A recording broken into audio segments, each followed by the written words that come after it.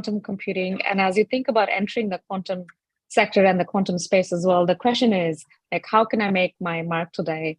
And like we've said, there are many ways to make your mark in the field. It could be through, joining a big company. It could be through joining a startup. It could be to making your own company. And even if you start with a company today, always keep this in the back of your head. How can you leave your individual mark in this domain? And for me, one of the most rewarding ways of making my mark in a field has been either joining or being part of founding team or founding my own company and startup. Because really, this is the most direct way to influence change, to have your vision come into reality. And in a lot of different areas and a lot of different spaces, there's a lot of support to have your realities come in terms of become into a reality, be it with funding, be it with getting the right people, be it getting government support. So the question today we're going to go through is entrepreneurship. How do you go about starting your own company?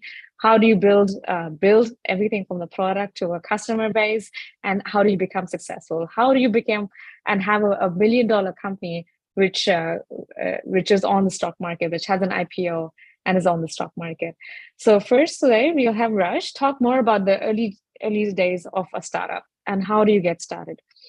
Next, we'll go through an exercise of speaking to you and understanding how would you yourself go about starting a company.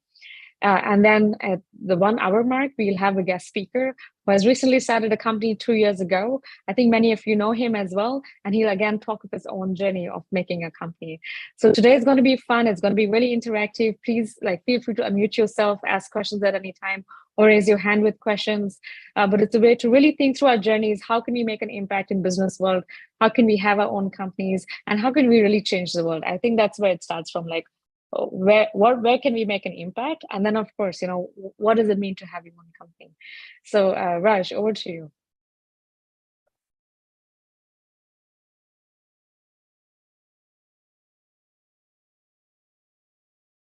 All right. You are muted, Raj. Are you there? Yeah. Arranging the technical part. Okay. In the meantime, maybe quick show of hands. Perfect.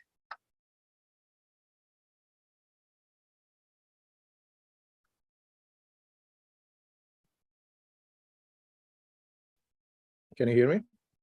Yes, we can. Can you see the screen?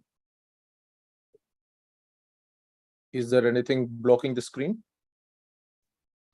It's perfect. No, go ahead. Yeah. No, none of the Zoom overlays, right? No.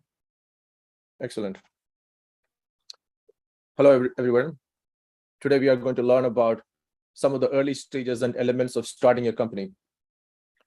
Most of the times, most of the people in many parts of the world, they have their ideas and they think that their ideas can be implemented and some of those ideas can change the world. But most people do not know how to go about getting started, how to do it, how to raise funding, how to start a company, how to do marketing, how to build a team, etc. So today, we will be covering some of the basics of that, how to go about starting a company, from having an idea to having an IPO, ultimately. But before you can have an idea, and after you have an idea, there are a series of steps that needs to be done so that it becomes a company. And that is what we will be covering today. So first thing is about bootstrapping and fundraising. Every company needs money to operate, to pay the suppliers, to pay for promotion and marketing, to pay the employees, but also to set up and start a company. And most people do not know how exactly to get about doing that. There are multiple avenues of doing that. And in the past, we have covered during the entrepreneurship sessions and panels, one of the ways is to raise funding from friends, families, and fools. The other is after that going to angel investors or seed funders, and then going to venture capitalists. But there is a phase that comes even before that. Even before you can go to friends or family and convince them to invest money in you, there has to be something which needs to be done so that you can start asking and trying to get external funders to start investing in your company. So bootstrapping is that stage and that phase which comes after idea and which comes oftentimes before approaching other investors. So what is bootstrapping? It is a term that is extremely popular in the American culture. And since a lot of venture capital and investments started in the US, This term has become the de facto term for that stage and phase of starting a company. So Prashvi, can you do a small favor and can you admit people into the call because it comes and hinders my screen? Sure. So bootstrapping, it is getting started on your own, using your own means, your own resources, your own will and wit. It is basically making and taking a bet on oneself. Because if you won't trust yourself, who will? Why should an investor trust you? Why should a company founder be trusted when even your own friends do not trust you, or your own family do not trust you to succeed? And most importantly, you do not trust yourself. So first thing, if you really trust yourself, if you really trust your idea, that is when the bootstrapping comes. The first thing is to understand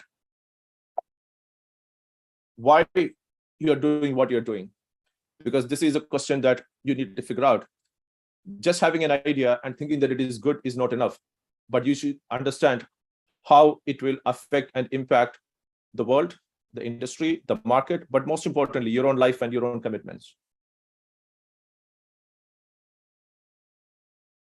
And this is where you ask a series of question and answers to get an understanding about the market, to identify certain parameters, and they have to be very clearly identified. So you have to identify everything. The people, that is the most important thing. Most of the times, a lot of founders, they start with an idea, they start with a problem, they start with a product.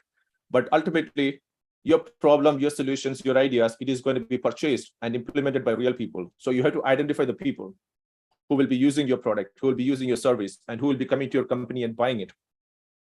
Then you have to identify the problem that you're trying to solve and whether these people actually do have that problem. Then you look at the product, whether your product is able to meet those criteria and all the parameters of those products. Then you have to identify pricing and also the market, whether what you have is sellable in the market and what is lacking in the market and what exactly you need to meet those requirements and demands of all those previous points of the problems, of the product, of the real people. Once you identify, it is ready to go to the next phase, which is the creation of your company's name, brand, trademarks, copyrights, intellectual property, etc. So this is where you go and try to create a name of your company. For example, some companies are famous like Apple, Google, etc. So they had to create a name, and that name became the identity of the company through which you become identified. So picking a good name that describes your product, that describes your company, that describes what you're trying to do. And then using that to create a brand. And you have to file trademarks and copyrights in countries. Otherwise, your intellectual property and your brands could be taken by somebody else. So that is why every time you look at the logo of a company, it has got these small letters on one of the corners that says R with a circle, or the letters TM, that they are trademark. So you have to do the registration of the trademarks, the copyrights, and then you also have to do the incorporation. So in different countries, the laws and the rules and the methodology for incorporation is different. So you have to identify the place where you want to create your company and find the relevant rules and regulations for incorporating your company. And once you incorporate, you have to apply for the licenses to operate in that particular country or that particular region, and specifically that particular industry and sector. And what kind of fees needs to be paid and what kind of regulations needs to be met. Because if you break the law, you don't want that, because you can get into trouble. So even before you start operating, you have to meet certain requirements of legality, of accountability, and being in regulatory compliance. So once you have done that, you do registration and incorporation of your brand, of your trademarks, your copyrights, incorporation, paying and getting the licenses, paying the fees, and meeting the regulatory requirements. And that is when you are ready to operate and begin acting on your actual company's operations, where you identify the problem, you identify the solution, and you find the problem solution fit. And this is one of the early parts of finding the company's ideal product and developing that product. But then this process never stops. Every company has to constantly find problems to solve and solutions that fits the market. So whether it is an established company like General Electric or Boeing, they are constantly solving problems and coming with solutions. And whether you're a startup like SpaceX or Blue Origin, they are also doing the exact same thing. Or to quote Jeff Bezos of Amazon, every day is day one at Amazon. And even though the company has been in existence for over 25 years, they still do the problem solution fit every day, and they come up with new problem to solve and new solutions that fits those problems. So this is an exercise that you have to do from almost day one through every single day of the operations of your company. The next is product market fit. So whatever product that you have, the market should be open to it for reception and also application and monetization. And if your product does not fit the market, you cannot actually first sell it because people will not buy it because there is not a need for it. And if it doesn't fit the market properly, if the pricing is not right, if your product is too expensive, then people will not be able to afford it. So you have to find whether your product actually has got a product market fit, because ultimately anything that you do is to be sold into the real world, and that real world is called market. And if your product does not fit the market in terms of price, in terms of time, in terms of need, your product has got no real value, and therefore you will not be able to monetize it. And once you have that, you need to get the right people to develop the product. If you want to develop an aeroplane, you need to get aerospace engineers, electrical engineers, mechanical engineers, technicians, etc. And if you want to create a software company, you need to get people who understand computers, servers, software, different programming languages, data structures, etc. If you want to start a pharmaceutical company, you need to get chemists, you need to get people who can do the testing, who know how to operate things, especially in the pharmaceutical industry. And if you want to start a quantum company, depending upon which sector of the quantum industry that you want to start the company in, you need to get the right people. For example, during the sessions in the past many days, we heard from people from different industries, people who make dilution refrigerators, people who make quantum computers, people who make software toolkits and developments. So you need to find the right people to do the right things and to develop the right product. And that is getting the right team. And right now you're going through this process, even for the hackathon, finding the right team. Because if you don't have the right team, you will not be able to work together. And you will not be able to develop the right product in the right time. And also, the right team is like a family. There are good ones and bad ones. So the good ones make a right team, the bad ones do not make a good team. So think of it like building a good team, a good set of people who can work together to solve that particular problem very effectively and complement and supplement each other's skills. And also remember that some of these relationships are for the long term. So have people who are committed, dedicated, and who can contribute. Now, once you have got a team, you're developing product, you have identified the market, but there is a time period between developing the product, bringing the team together, and finally hitting the market before you can generate revenue, before you can reach profitability. And that is when you will start paying people for the development of the products, paying suppliers for the tools, for the components. And that is when you enter the money side of things, the next phase, which is the burn rate. Burn rate versus replenishment. So burn rate is when you start spending money on things, as I said, on salaries of employees and teams, on components for product development and design. That might include hardware, that might include purchasing licenses for software, that might include getting an office space, etc. And this is very important. Many companies, they fail to calculate correctly the burn rate. And even in the United States, which is known for successful startups, big successful global startups, over 95% of the startups fail within the first year because they fail on this aspect, on the burn rate. It is not because of not having the right idea, or not identifying the market, or not identifying the promotional materials, or not having the right set of people. but it is because they miscalculate certain things about the market, about the people, and the amount of investment that is required to succeed before you can hit revenue and before the revenue becomes profitable. And that is where burn rate and replenishment of resources comes into play. And it is a complex process depending upon the industry, depending upon the market. But oftentimes, if you're good, many people, they use Excel sheets and statistical analysis to make predictions. But I have always advised the companies that I have advised to look at differential equations, because it will give a better understanding of the burn rate. So you guys are smart, you know differential equations.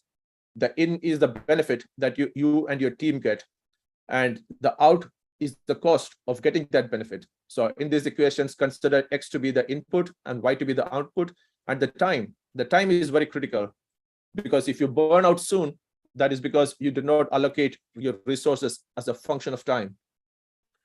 And you have to create a company within a certain time frame, within certain constrained resources, and you have to spend those resources to get the desired benefit, to develop either the product, the service, that hit the market. So think of it like solving a partial differential equations to your burn rate. And here, if you look at the bottom part, it is a probability of reaching a certain revenue size in the nth round in time t, where the alpha, beta, etc. are the parameters describing the interaction between the input and the output, basically the cost and benefit analysis. So beta is the birth or the creation date or the growth rate, and n is the state index with reference to the initial size. So once you're able to solve it, you will get a basic understanding of your burn rate. And then using that, you can create your financial projections and accounting projections to raise the funding and approach investors, etc. And also, that is the time to check whether your product or your service has got traction, because now you're spending money and you will get the real feedback of how much money it takes to hit the market, to develop the product, to pay the team, etc. And also, once your product is able to hit the real market, because now you have started the development, the A/B testing, etc., you have to check whether the product has got real traction. And the traction speaks louder than words. Oftentimes, many startup founders, they have come and said that my idea is great, it is going to change the world. But every good investor asks, is there traction? And this is a stage where you have to see whether your service has got traction, because traction is a result of the action. It proves whether everything that you have been doing is correct or wrong. It is your first set of feedbacks that will allow you to learn and improve the product. So if you go and look at many companies, once they hit the market, they realize that they had traction in a different sector, and they had to, what is called pivot. They had to switch to another sector or switch to another product. A good example is the famous platform YouTube. They started as a social media, but one of the features and elements of early YouTube was that you could upload videos. And they found that people started using the YouTube social media not as a social media, but as a platform to upload videos. And as soon as they recognized that, they shifted their business focus and the product development focus. They basically pivoted to focus exclusively on online video uploading and streaming. And today, it has become synonymous with internet videos.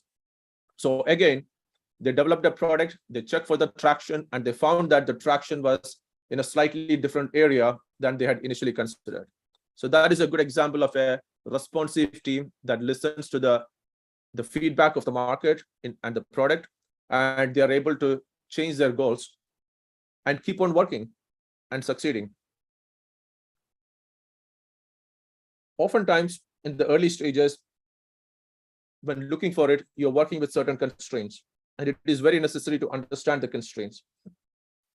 There are constraints of time, but more importantly, constraints of people, because you cannot have a big team in the early stages because you do not have enough money to pay for them. And if you pay for them, your burn rate becomes extremely high, and you may not be able to develop the product in time.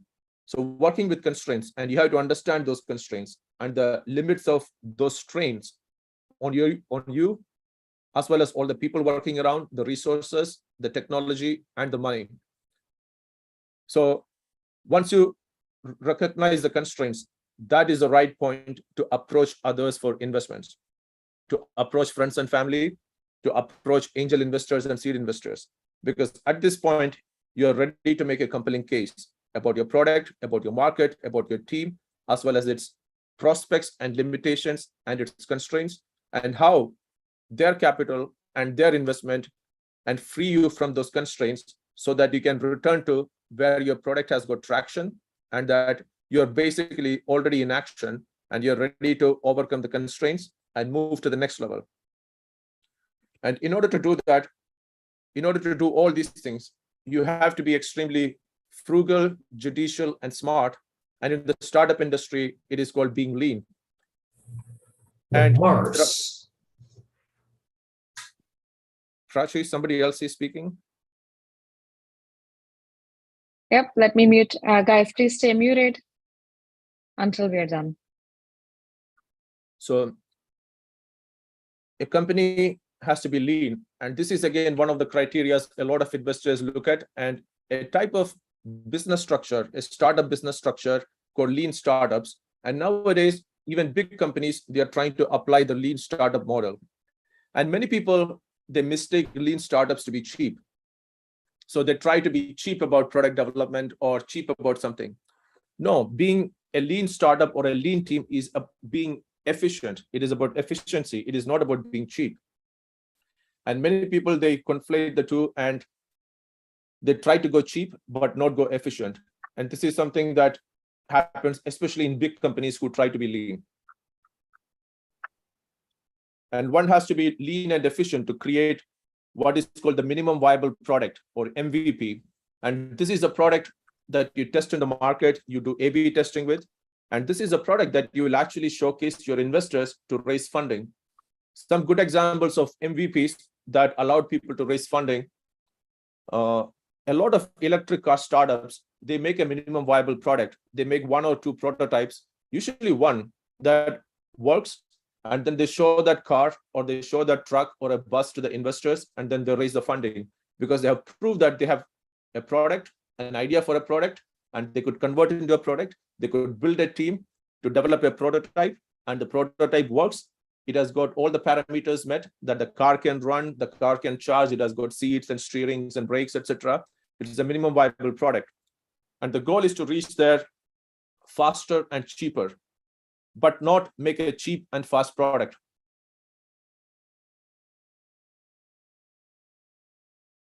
You have to get good fast in everything that you do, whether it is hiring the right people or whether it is building the product. And it is getting good, not best or the biggest. That is for later. Because many startup founders, they always try to wait to make the best product or the biggest product. No, a minimum viable product is never the best and never the biggest. It has none of the superlatives. It is just good at what problem it is supposed to solve. And your goal as founders is to get good fast, really fast, before anybody else. Again, getting good, not best, not biggest. Many people, they conflate it with creating a perfect product. And perfection is sometimes unachievable. Maybe it is achievable for some people, but in the real world, you have to stick to the realistic terms and you have to create a good product. And as Steve Jobs said, good teams and good artists, they ship. What that means is that they develop a product and they are able to ship it to the customers. And if you're not shipping your product or services to customers, you're not a business. So get good fast and do it in the right time. Because time is both your friend and your enemy. It is your friend because it will aid you. It gives you the time to build your product. But it is also your enemy because time doesn't wait for you. Time is limited. And of all the resources that you have in the world, time is the most critical resource. Everything else can be obtained, even if you lose it. If you lose some money, you can earn money again. If you lose some team members, you can hire and expand the team. But if you lose the time in the market, you cannot regain it. And many companies, they came either early in time or they came late in time and they did not succeed and we did not know about them. But they were companies, they were able to hit the right market at the right time, and they became successful and big. So right timing is one thing that you have to always keep in mind. And that also will allow you to do the right allocation of time, which is a very critical resource. And when the time is right, the product is right, the market is right, the next thing that you have to identify after you have got a minimum viable product, or when the minimum product is ready, is identifying the right investors. And investors, they come in all flavors, because investors are people too. And there are ones who specialize in certain areas and certain sectors, and there are ones who may not have any understanding of that industry that you're trying to get into. So you have to find the right investors. And for you, for your company and your product, there'll be, again, good investors and bad investors, or right investors or wrong investors. They're kind of like universities, in that there are different universities, good ones, better ones, etc. And all of them have the resources that you need. They have courses, classes, instructors, classrooms, tests, students, etc. Similarly, in all investors have some of those ingredients. They have money, they have some resources, they are willing to invest. But just as not all universities are right for you, either because of the location, either because you have got interest in a different university, or because a certain university does not have the specialization that you want to specialize in. It is same for investors too. You have to find investors who specialize in what you want to specialize in, what your product specializes in, and specifically that market, so that they can not only bring in money, but also bring in additional wisdom, additional experience, and additional traction for your company and your product, not only in the market, but also for subsequent rounds of funding. So all investors bring in money, but the additional attributes make the real difference. So you have to identify the right investors. So this is where you move from bootstrapping to finding investments, whether it is investments from friends, family, or fools, or whether it is investments from angel investors, or whether it's investment from professional investors like seed investors and early stage investors. So this is a critical phase that the majority of founders go through, bootstrapping and reaching this point when you go and present to investors what you're trying to do, why you're trying to do it, and what the traction has been, and how your product looks using the minimum viable product, and what your burn rate is, what your expenses are, so that you can ask for the right amount of funding. So that is bootstrapping, which is basically making a bet on yourself before anybody else does, before the investors do, before the markets do. Bootstrapping is taking a bet on yourself. It is trusting that you can do it, because if you don't trust yourself, who will? So that is about bootstrapping. I think we can take some questions, maybe now or maybe a little bit afterwards. So think about it, and I hand it back to Prachi. But remember it, bootstrapping is making a bet on yourself. Back to you, Prachi. Great, fantastic. So I'm sure we have a lot of questions. Questions for Raj, thoughts, ideas. I'm going to allow you to unmute. Please unmute yourself, introduce yourself, and ask your question.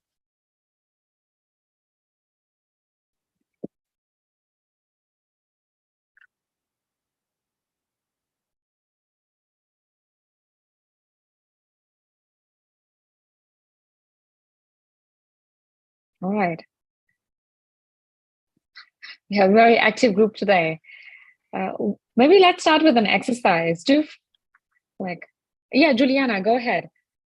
Thank you. I would like to ask you, in some way we are confronted with potential investors that ask immediately a business plan. And in this case, I really feel weak, because I don't have a core experience, a background in a business plan. So what resources do you strongly suggest to learn in order to have sharp ideas on that? Yes, actually, it's a common misconception that a business plan is the way to go. I would say a business plan is the worst way to go. I will say the business plan is like a constitution. In the US, the constitution was written it's now 300 years ago. Time to update it. And it's the same with the business plan. If you stick with the business plan, it's basically what your company is going to do. And that then restricts you in the future to deviate from it. What is the trend today for most any serious venture capitalists or any serious investors is to ask for a deck. What a deck is a PowerPoint presentation. And I can quickly tell you what it encompasses, but it encompasses a few different elements. And that's what most people will ask for an introduction. But I think to your larger point, don't feel afraid of making a deck. I think 80% of the knowledge is already in your head of what am I building? Whom am I building it for? You know your technology best. The only benefit of the 20% you have to learn, this is where you either get support from someone who is from the business world, or you can quickly and easily look things up. Just remember, there are a lot of technical founders and co-founders in this domain, so you don't need a business background to get started. Now, coming back to a business plan, again, my recommendation is, at least in the US, that is not common at all. What is really common is a deck. And what a deck encompasses are a few different elements. First is laying out the problem statement. Like, what is the problem you're solving? It could be that, something very simple. Okay, I'm making better pencils. All right, so what is the problem right now? Okay, not everybody has pencils, I'm making better pencils. Then you get into what is your solution? What is something unique you're doing to make pencils? So then you get into the solution. Next, you talk about the market, like what is the market for pencils in the world?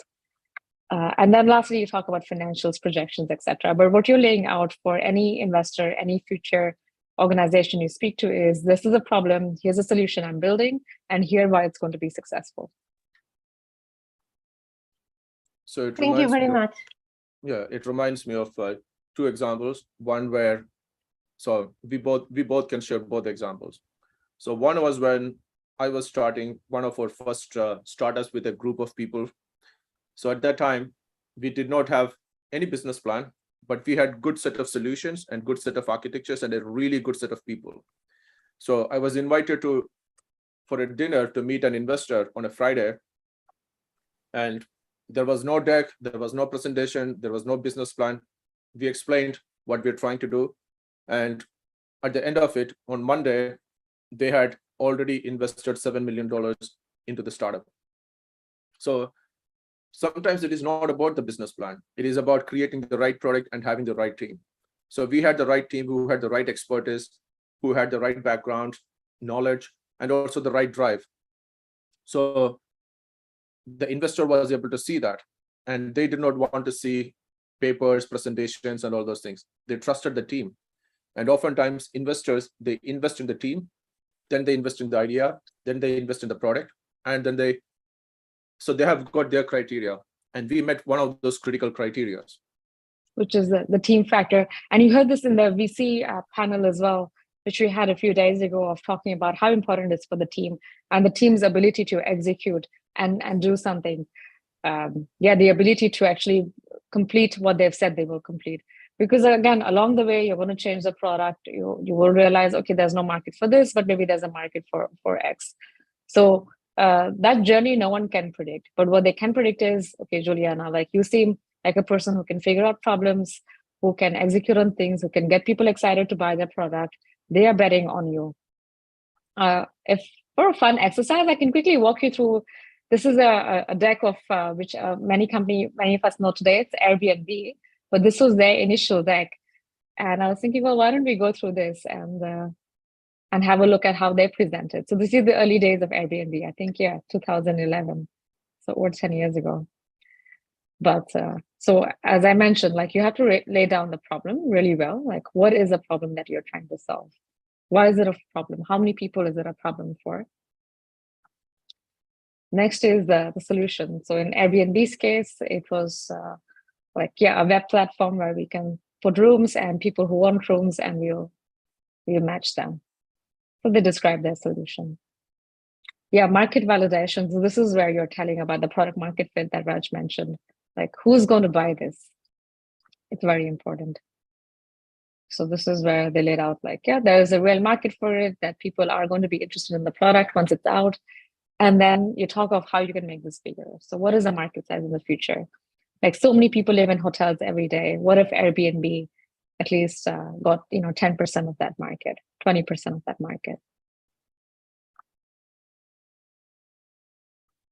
Perfect. And then they go into describing their product, the business model. Oh yeah, this is really important.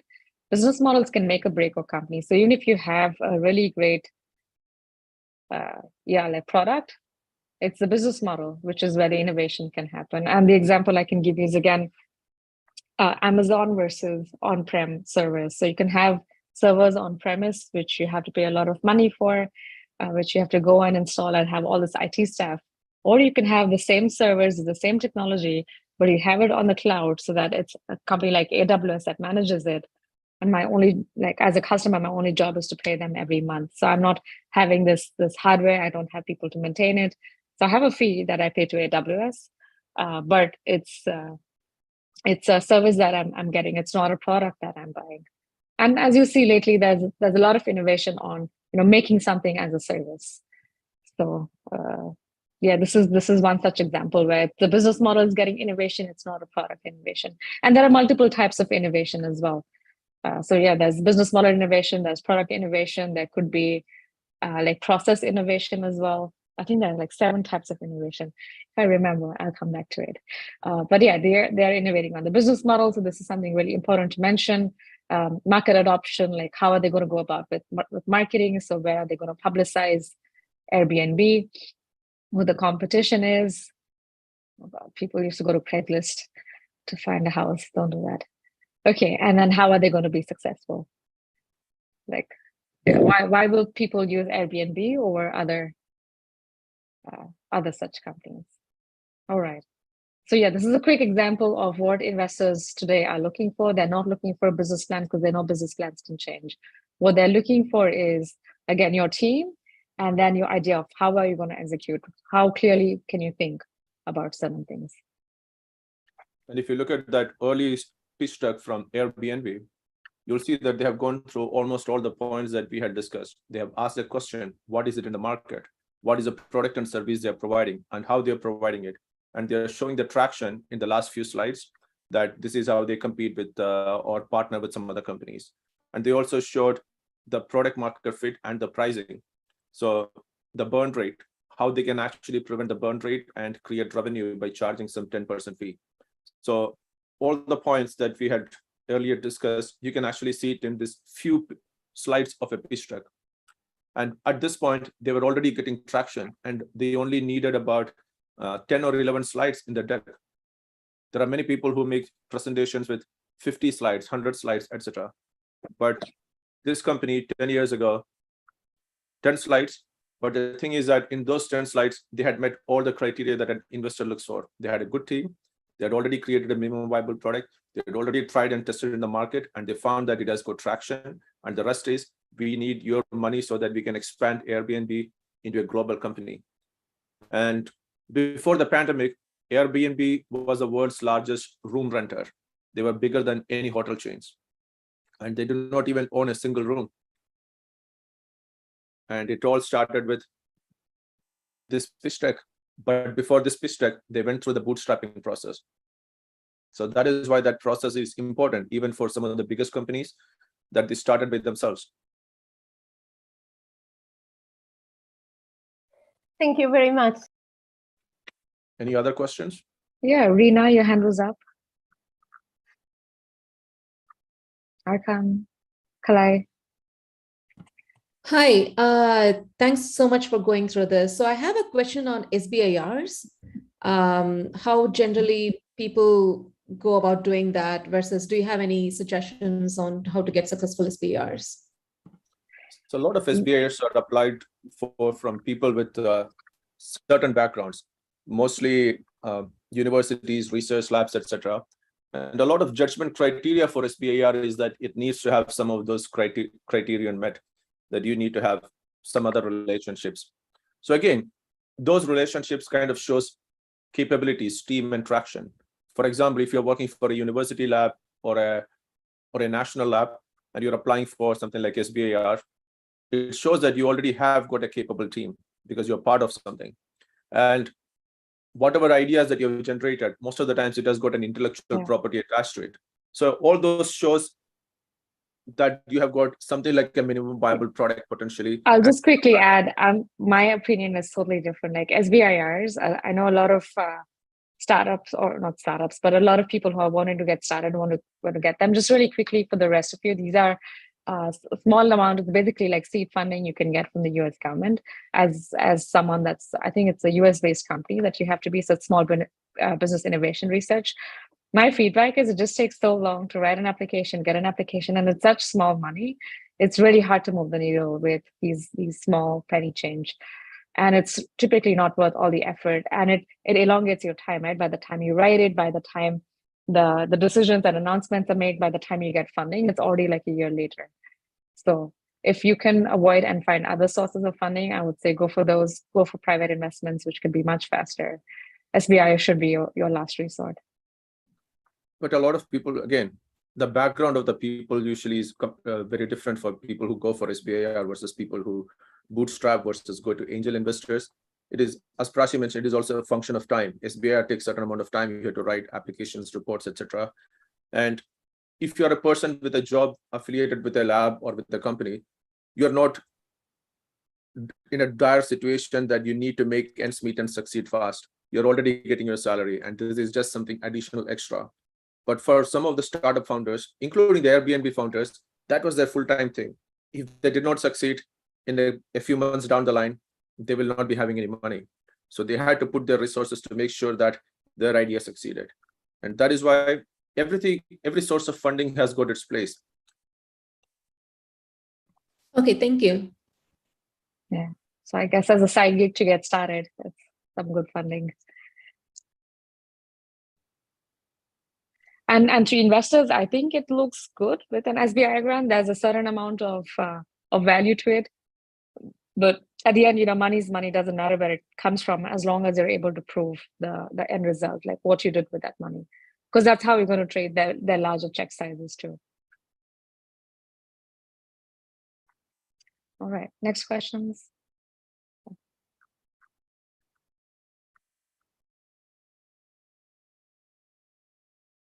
Arkan, I know you had some questions. I have another question. Can I step in? Yeah, please go ahead. So another problem can be the difference between the US and Europe. In Europe, there are many public funding opportunities that are really slow.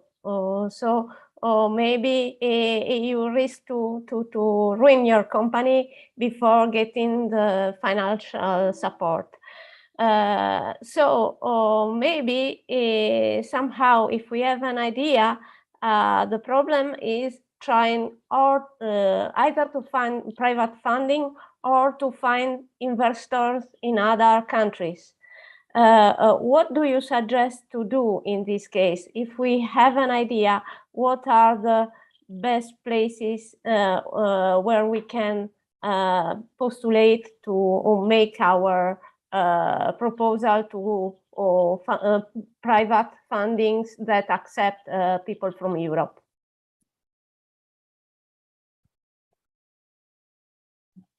My suggestions and thoughts are that funding is global today. Like almost every investor I speak to, they are looking at a global market. They are definitely looking, US-based investors are looking at the US. I think that's 80% of the portfolio. And that's typically because of proximity.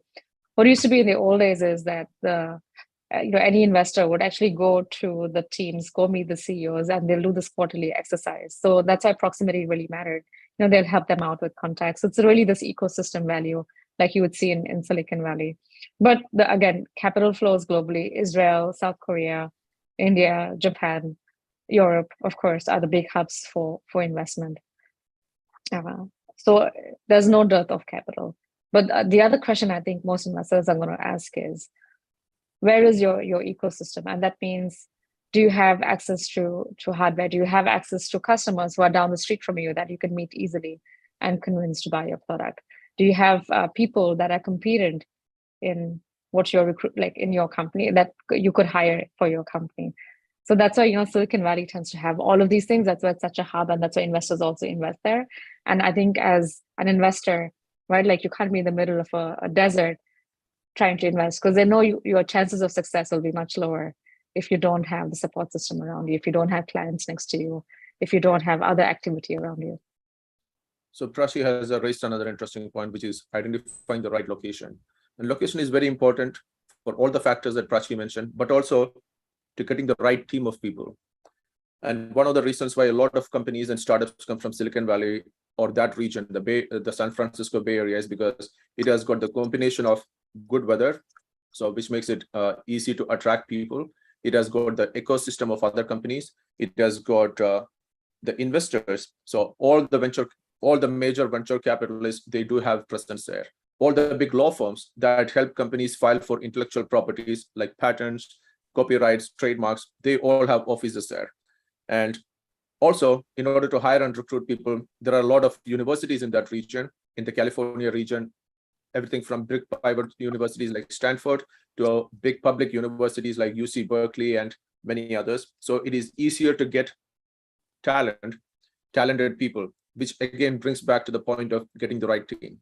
So that location allows people to get the benefit of all these other players who are in the vicinity. And that is why some regions of the world, they kind of become hub for certain things. For example, Germany is a hub for car manufacturing, because if you need to get a screw, there is a supplier who can make that screw. And Italians are good for fashion and design, and also for things like car making, because they know the art of doing things. So the presence of other people, support structures, the other suppliers, that also determines where exactly you should strategically locate your company. And for example, if you look at quantum companies, a lot of quantum companies have emerged in the Washington, D.C. area, including companies like IonQ. And that is because of the presence of institutions like NIST, and also their collaborations with universities like University of Maryland, and also the presence of US government, other labs and institutions like some of the national labs being in the area, some of the defense lab being in the area, and also entities like CIA, NSA being in the area, and they look at computation, cryptography, and all these things. So again, the place provides a fusion of different elements that makes it right to start a company in a particular location. A lot of financial companies in the US are based out of New York because it is easy to hire people with financial background, whether it is your early team or whether it is to get the regulatory and the legal advice. There are very few financial startups that emerge in some rural parts of the US. So even though US is a leader in startups, investments, and startup ecosystems, they're all concentrated in certain localities and locations. And you need to identify sometimes those locations just to get the right people, just to get the right investment. And also some of those places have got the required supply chains and distribution channels that you can tap into. And that is why sometimes location is as important. In fact, for certain industries, it is all about location, like real estate. And even for certain businesses like hotels or restaurants, it is all about location. And there is a certain other element of location that plays into technical companies too. Do you have any additional questions, Juliana? No, thank you very much, indeed. And, okay, so Juliana, one of the other questions that you had asked is, how is it being in Europe about starting a company, raising funding, etc.? The funding culture in Europe and US are different. And even in the same country like US, it is different in different parts of the US. So the level of investment that happens in San Francisco and New York is way about 1,000 times higher than it happens in some of the other parts of the US. So it is not equally distributed. And in Europe, that it is also not equally distributed between countries, because some countries are different and every country has got their own investment rules, regulations, and investors and their investment appetite. Now, in order to answer all these questions and tie all these things together, I want to introduce you to one of the next speakers who has gone through some of these journeys. When we had met this person 2 years ago, he was still a student. He was doing his master's at MIT, and he hadn't thought about starting a startup at that time. So when we met him for about 5 to 6 days. And in those 5 to 6 days, we told this young master's student that there are bigger possibilities than being inside MIT and being in the lab. You have to take your great ideas, great thoughts, great personality, and go and do something to change the world. And at that time, he was studying plasma physics and quantum computing at MIT. So one would have assumed that with that background, he would have gone into something that connects to quantum computing for fluid dynamics or plasma physics. But incidentally, he took part of those suggestions and recommendations, but he did not take his background when he started his startup. So he started a company, he went through all this journey, everything from ideation to bootstrapping to raising funding, and he did it in a European country.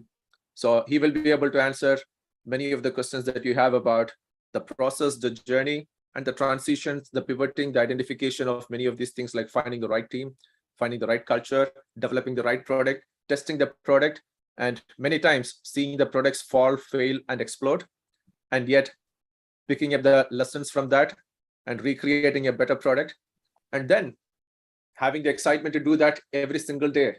So with that, I want to introduce Herman Colton, who is in Norway. And he was a student at MIT who studied quantum computing. Now he is the CTO of a startup that does drone deliveries. And Herman, take it away. Hello, everyone. Thank you, Raj. I always begin presentations by showing the beautiful nature in Norway. So let me see. I just arrived here after going from Oslo. This is the beautiful place of Lillehammer. I don't know if you can see the biggest lake in Norway down there. That's Mjøsa. So we don't only pump oil from the nature. We have some nice nature too that we keep for ourselves. Let's see. So yeah, thank you for the introduction.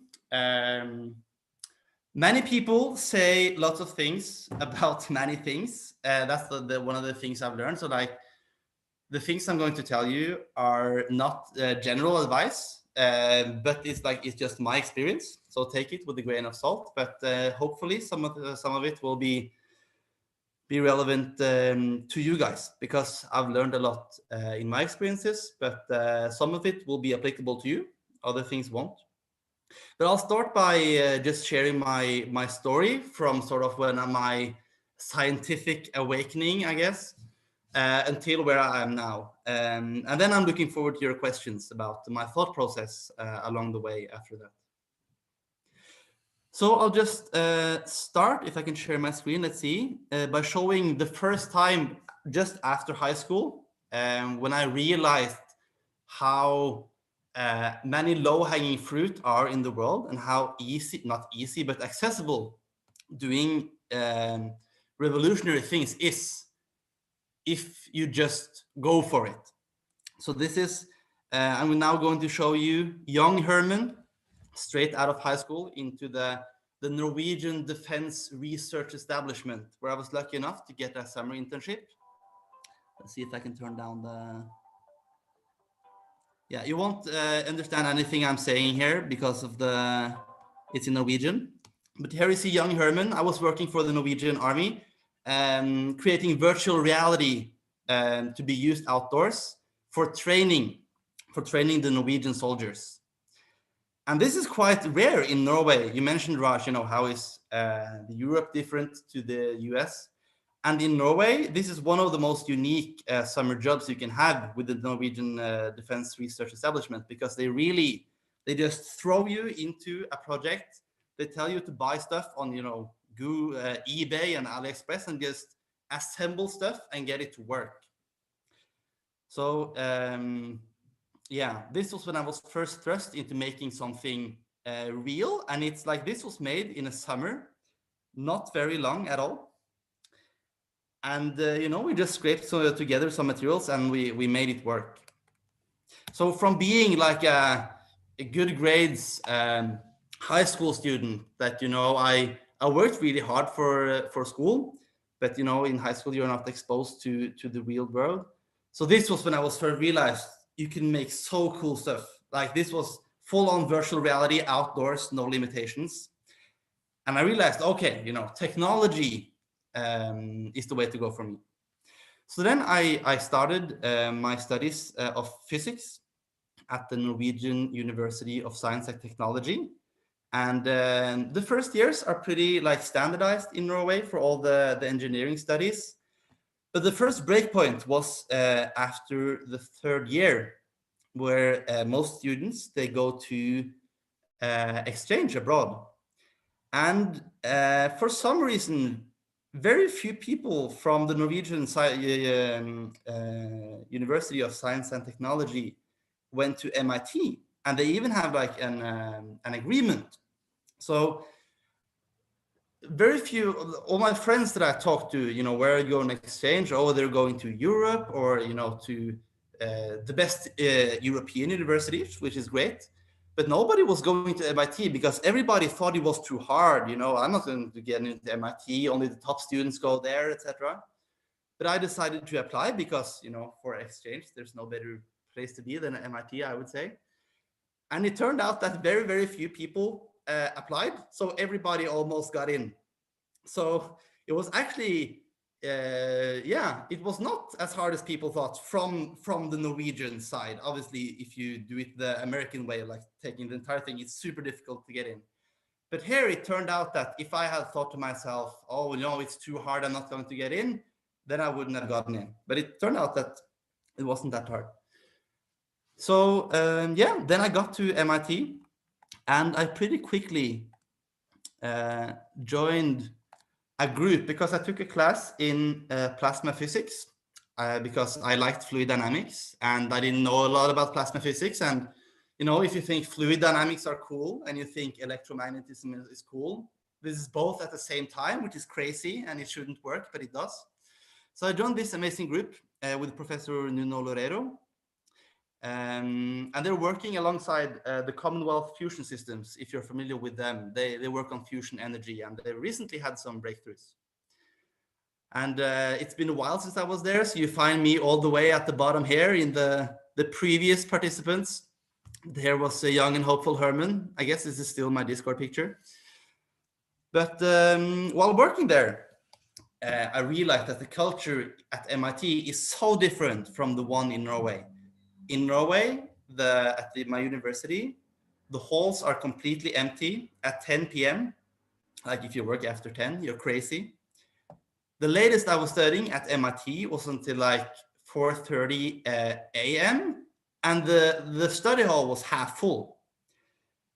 So when I was there, I realized that, oh my God, people are working so hard. Norway is like people almost don't work at all compared to the USA.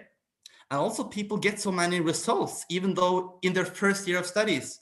I remember being in the office of a professor who was the PhD supervisor for Richard Stallman, if you're familiar with him. But like he's a very smart guy. He created some of he created his own programming language called Lisp, or a dialect of that.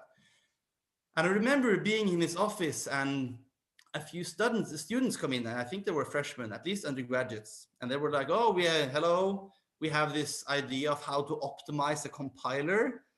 And the professor was like, okay, great, let's do it. Let's make a project and we'll find a way.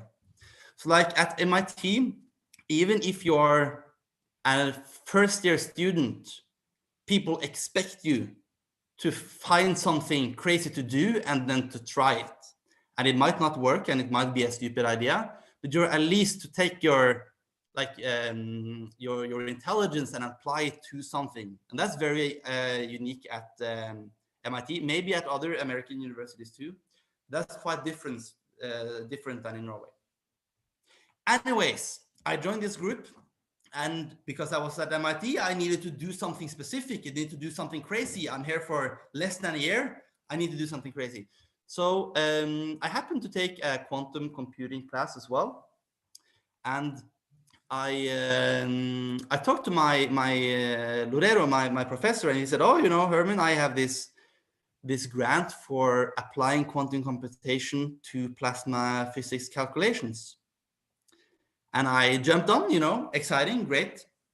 And I've talked about this in another presentation, but that spiraled. We joined the group with at the University of Maryland, and from an old book that I found in the library, which is almost 100 years old and smelled like old book. We found this, I'm not joking, like a secret, or not a secret, but a very esoteric mathematical process that turned out to be able to connect quantum computers to plasma physics, which was amazing, and we published that. Now, while I was in that, which was like my golden ticket into research, I was with this amazing research group at MIT and also with the University of Maryland, which is quite pioneering, among others with Andrew Childs in the work of quantum algorithms. At the same time, I had some friends at MIT that were starting a drone startup, because one of my dear friends, Lars Erik, let's see here. Yeah, you can see two people here. This is from a MIT news article that I'll talk about soon. This tall guy on the right. Herman, you had to share the screen. Oh, okay. Thank you. Let's see. Got so emotional while talking about Lars Erik, I forget. So this tall guy on the right and Bernard in the middle, they were also studying at MIT. And while I was having this golden journey into quantum computation and plasma physics and research, they were starting a drone company because they saw that the technology and the timing was perfect for some Norwegians to come and take that opportunity. We feel that it's similar to, Bill Gates and Steve Jobs being in their 20s when computers became, accessible to the mainstream. And we felt that, or at that point, they felt that the timing was the same for drones. But I was doing my quantum research. So I was thinking, Herman, you're at MIT, you have to focus on the research. This is what you can do here. So initially, I didn't even join Avian. I was there for the first meetings, but then I told them, I'm focusing on the research. That felt like the smart option.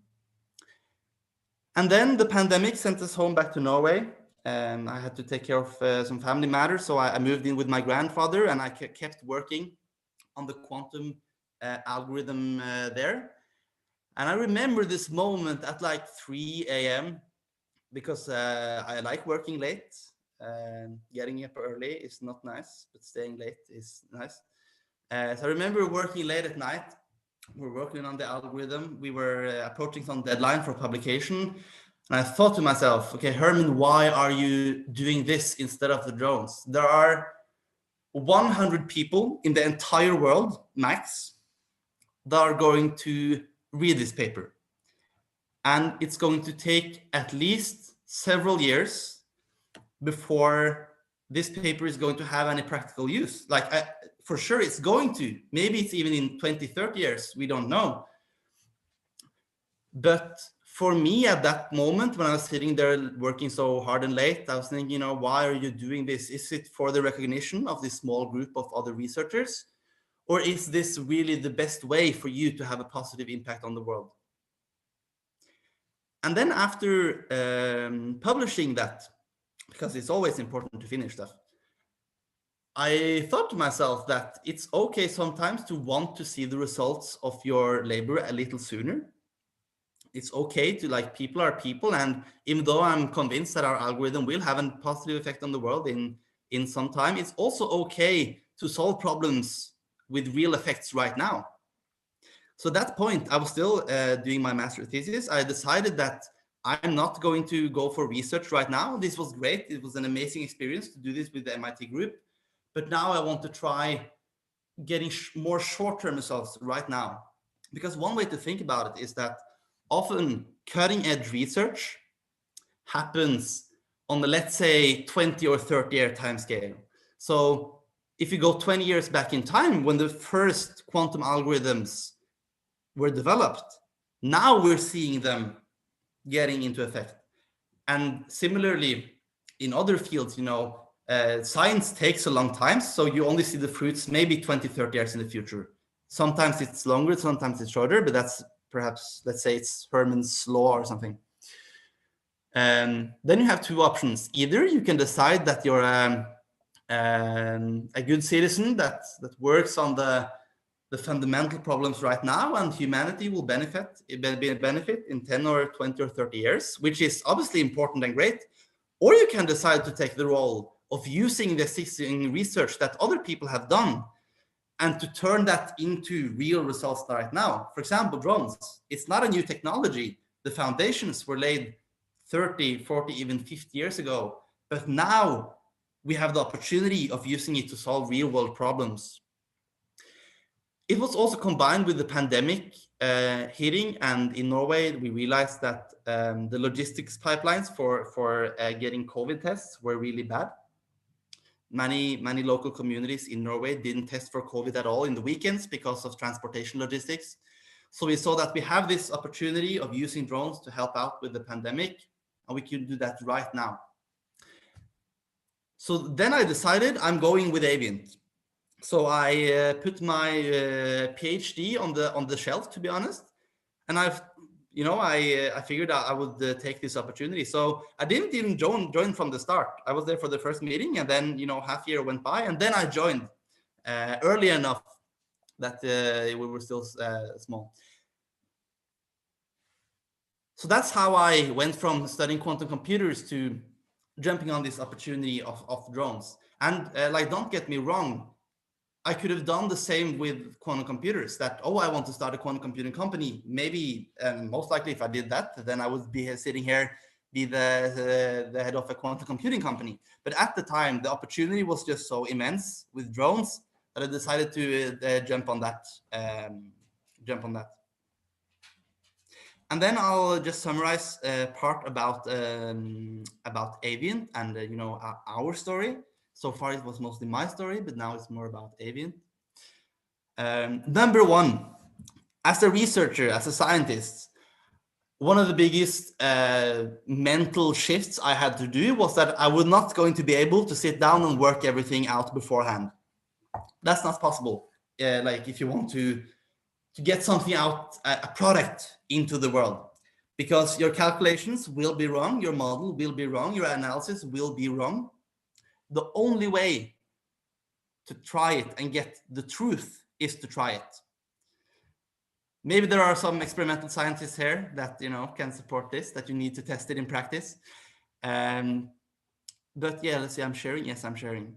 So pretty quickly, we did the first drone flight. We crashed a few drones before this, but here you can see the first drone flight that we did in the coldest part of Norway. I'm just assuming it's not that important. But this was pretty shortly after deciding to start. This was, just 6 months after starting the company, we did the first real flight. And and then we crashed the drone. I'll show you some very sad photos here. If they load. This is from the incident analysis folder. I guess maybe it's not loading. Whatever, we crashed the drone after basically after the flight you saw, but it was and it turned out that we did some miscalculations and the drone crashed, but that was okay because we had proven that it was possible. And just that one demo, that one video was the foundation of all our investor pitches after that. So, and the reason I'm saying that is, as a scientist, that was quite a hurdle to accept that things are not going to be perfect in the real world. You cannot calculate whether the drone is going to crash or not. You just have to try, and then you have the truth. After that, we've grown from being these three gentlemen to being 20 people. I didn't get time to find the team photo, but I'll show you how we've grown. This is from crashing that first drone. Now we are transporting daily COVID samples and blood samples between hospitals in Norway. And here's just another Norwegian video showing the service in action. And the last point that I want to bring while you're looking at that video is that we've spent very little time on presentations. Maybe you'll notice that I didn't make a presentation today. I just brought the news articles and the videos. We spent very little time on presentations and, you know, analyses and, you know, talking with customers to a certain degree, because like when you're doing super advanced technology, everything you're going to analyze is wrong. And as I said, you know, it's all about the results. And by getting the results, by doing the flights first, the investors, they come to us. And this is a video that we didn't even make. But because we're doing great stuff for this hospital, they make the video for us. So I guess my last,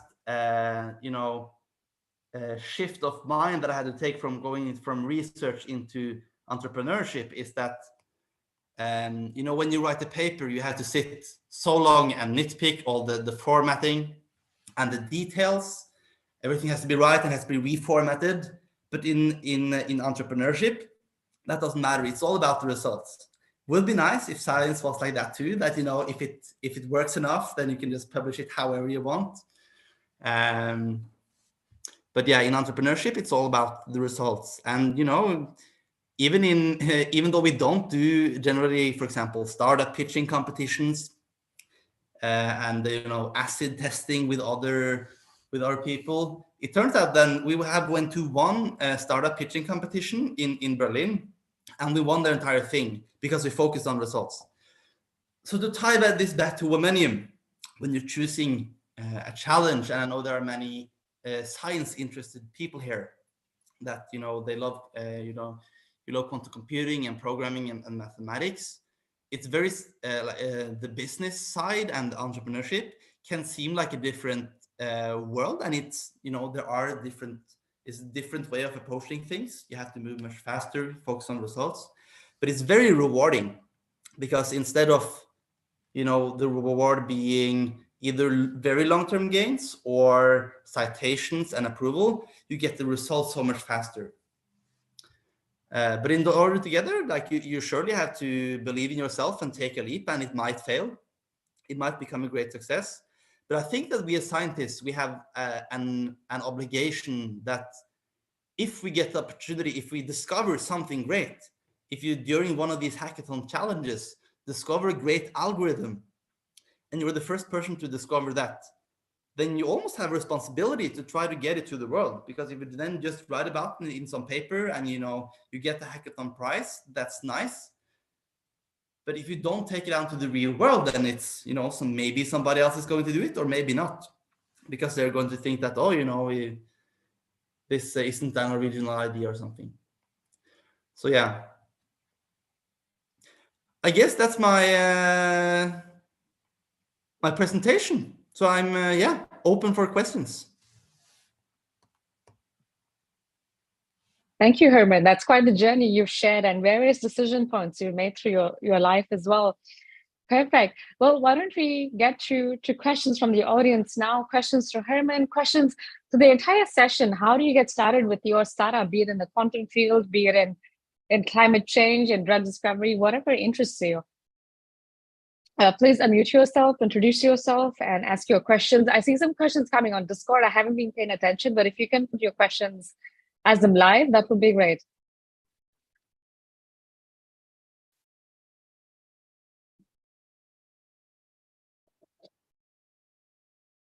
There is a question from Nitin from India. I will read it out. Question related to startups. What is the minimum investment required to start in quantum field? And how do you convince investors that quantum do have a future? Trashi, that is a very specific question, but if you want, whenever you need, you can address that. So Vineet has raised his hand. Vineet, can you unmute yourself and also start your video if you can? Oh, yeah. Hello. Thank you for your presentation, Herman. I have a quick question. Do you have a plan B? No, not right now. I mean, you know, one of the worries that I had was when I went from, you know, plasma physics and quantum computing research into this, was that I would lose the connections that I had at MIT.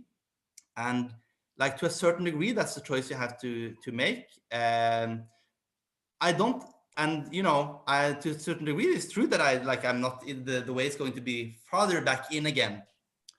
But you know, you can always do research. You will always have opportunities to do research and find things to research.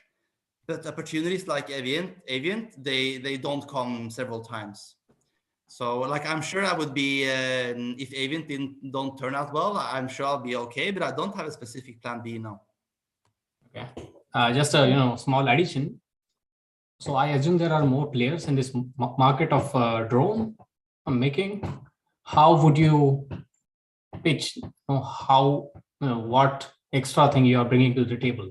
Is it cheap? Is it faster? Is it more efficient, etc.? Yeah, exactly. And that's from a certain type of investors, particularly in Norway, that are quite risk averse. That's a very big focus. I'm slightly unorthodox on that. I would say that we have been more focused on the results. Like, our drones aren't that different from other people's drones. Like, everybody can make a drone. But what we do have is that we have a track record of showing that we've gotten results, and we've done things with the drones that nobody else done before.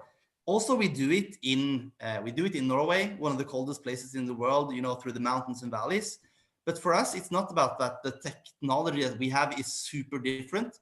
It's more that we're very, very focused on using it for applications and testing it out, and you getting results instead.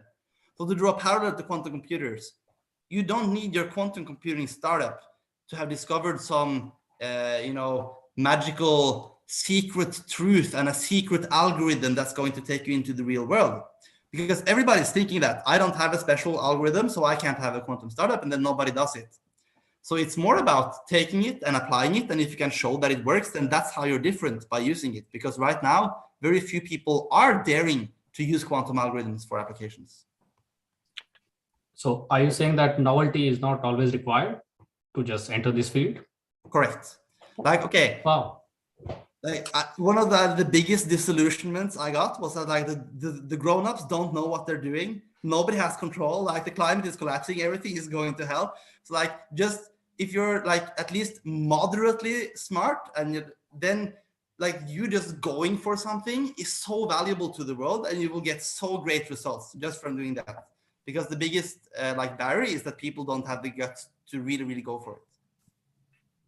Yeah, I will add just two things to stress what Herman said. First is, never have a backup plan, be fully in.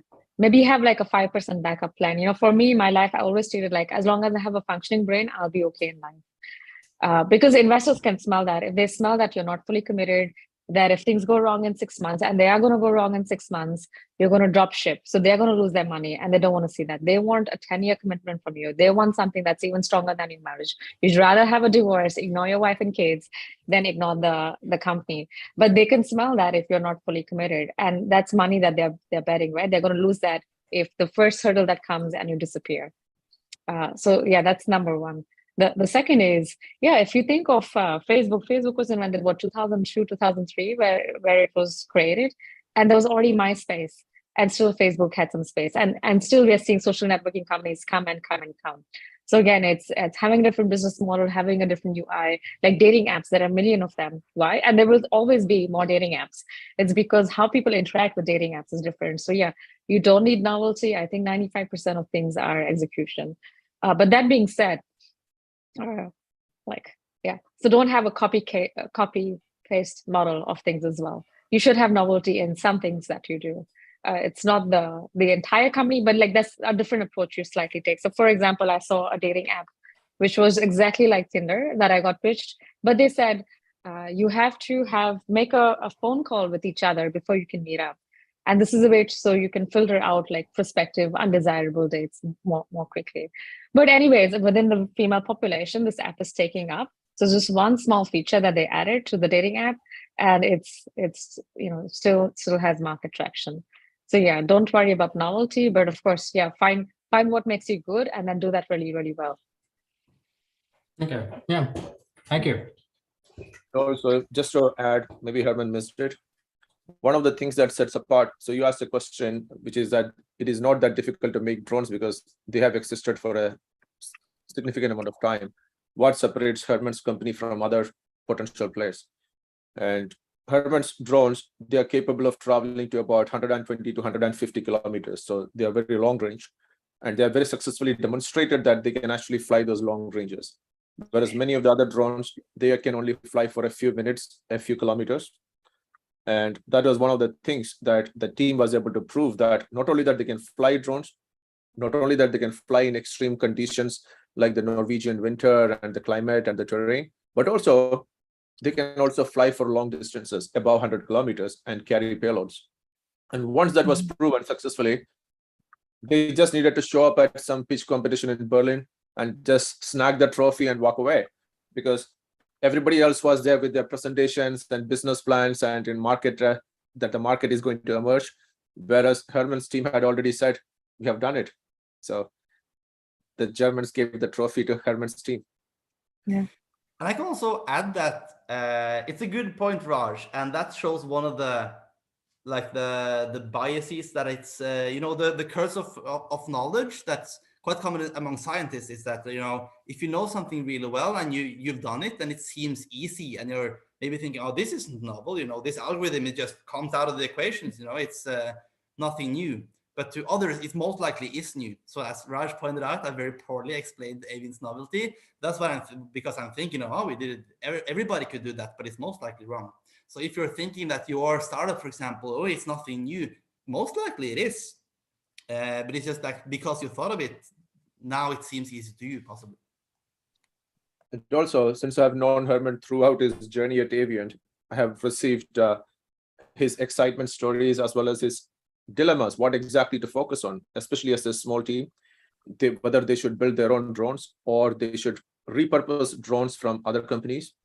So they were, again, coming back to the presentation, they were constrained by time, resources, and people. They had very limited time because they were very limited people and they had very limited resources. So they us engineers and as technicians, they actually wanted to build their own drones because that is what engineering students love doing, making stuff. But they did not have the time and resource. And we had some discussions, and I told them that now at that point, as a small team, they should actually focus on running the service and hitting the market and proving that their ultimate business works, which is delivery systems and not making drones. And they trusted me enough to make that decision. And they acquired commercial drones. They modified it, changed, they wrote their own software, put their stack, etc. on top.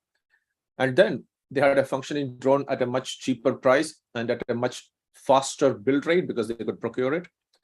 And then the next point was to prove that their product has got a market fit in the real world. So they did actual deliveries.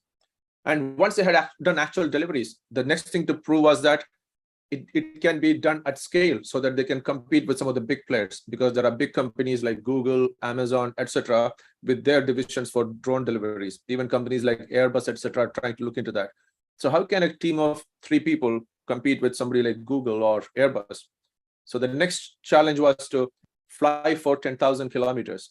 So I remember getting an email from Herman and his company's CEO that we have crossed 10,000 kilometers, Raj, and we are hitting 11,000 kilometers.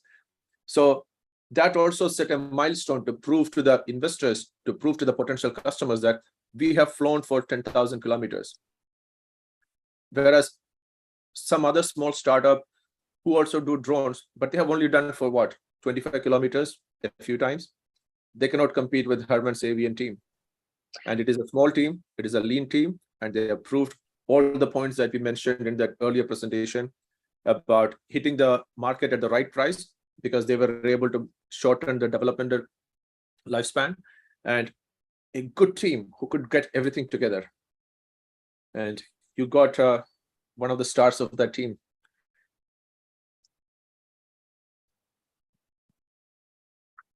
Next question. Arkan, can you unmute and start your video?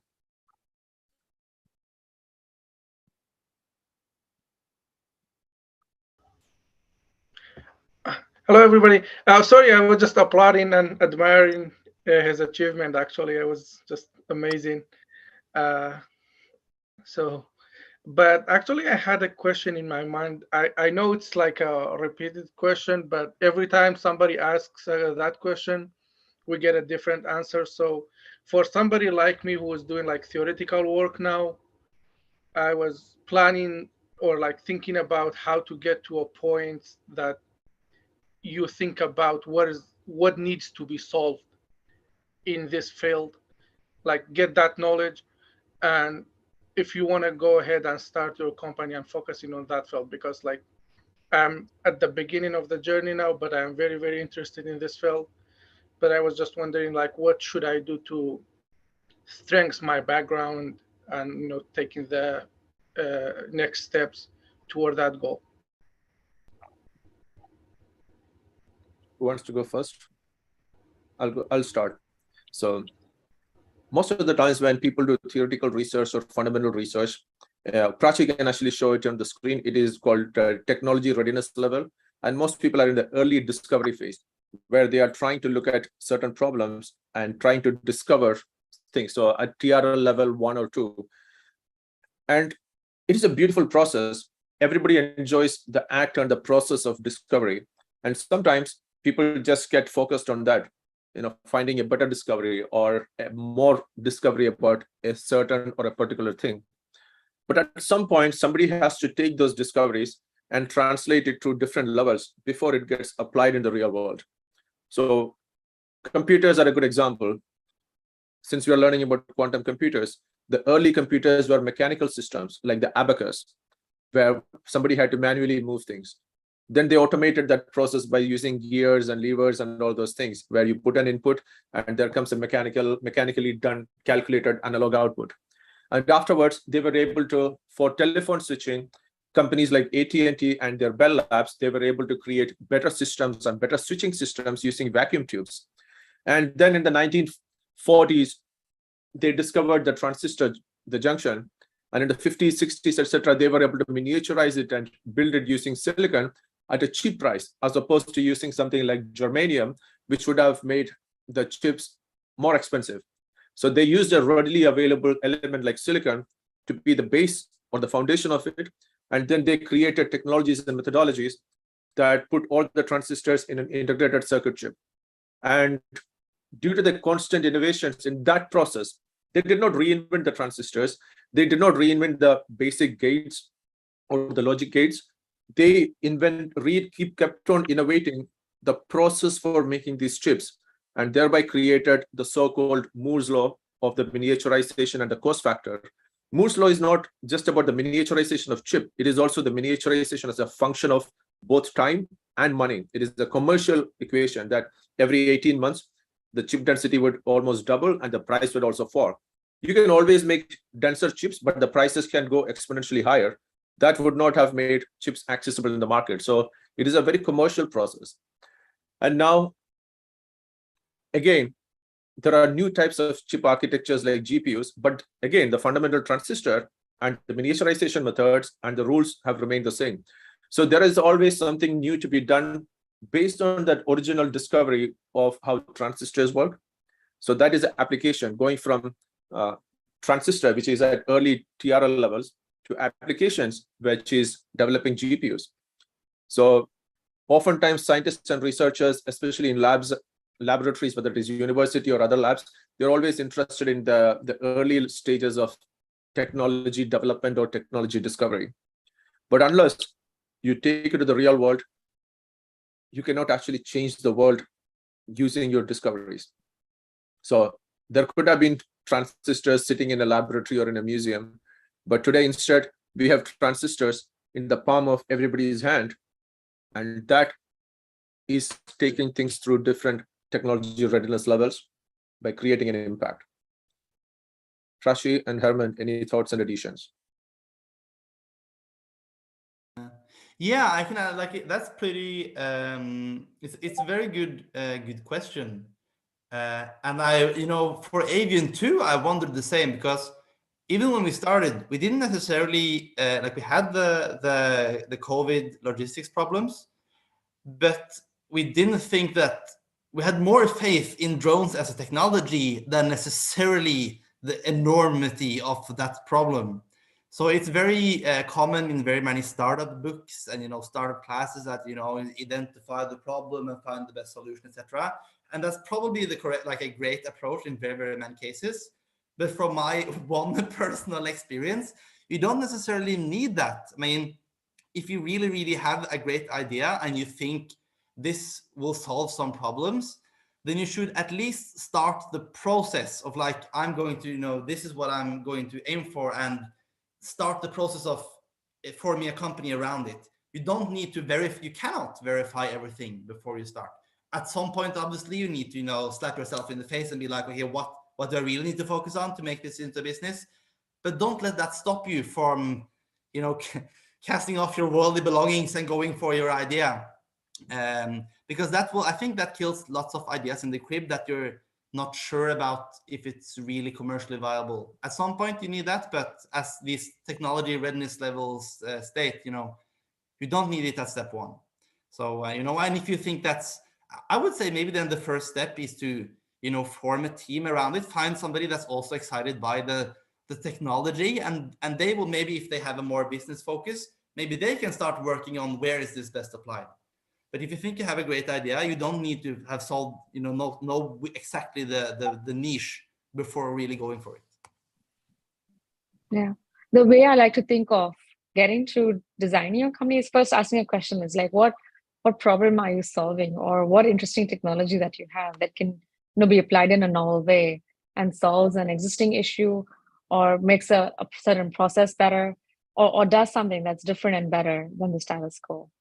And then you ask, all right, like, can I build a solution, right? Is this something that's feasible? Then start thinking of, well, who's going to buy this? And this is where, part of the, even in the hackathon, we have an entrepreneurship challenge, which is about dilution refrigerators as a service. And part of that work is going to companies that use dilution refrigerators and asking them, like, how are you using dilution refrigerators today? How much are you paying for it? Is this the best structure for you? How many times do you use it? What if you use a dilution refrigerator as a service and only pay for as much as you use, so you don't have this hardware sitting in your labs when you're not using it? So first, understand how they're using some things right now, and then get to well, if you improve that process for you, do people want it? What is going to be the impact?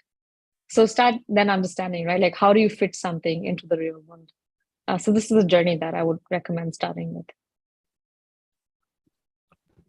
And also with every journey into a new direction, you do not know where you're going to end up when you start. So unless you start, unless you walk the walk and take the unknown path, you will never know what you will end up discovering.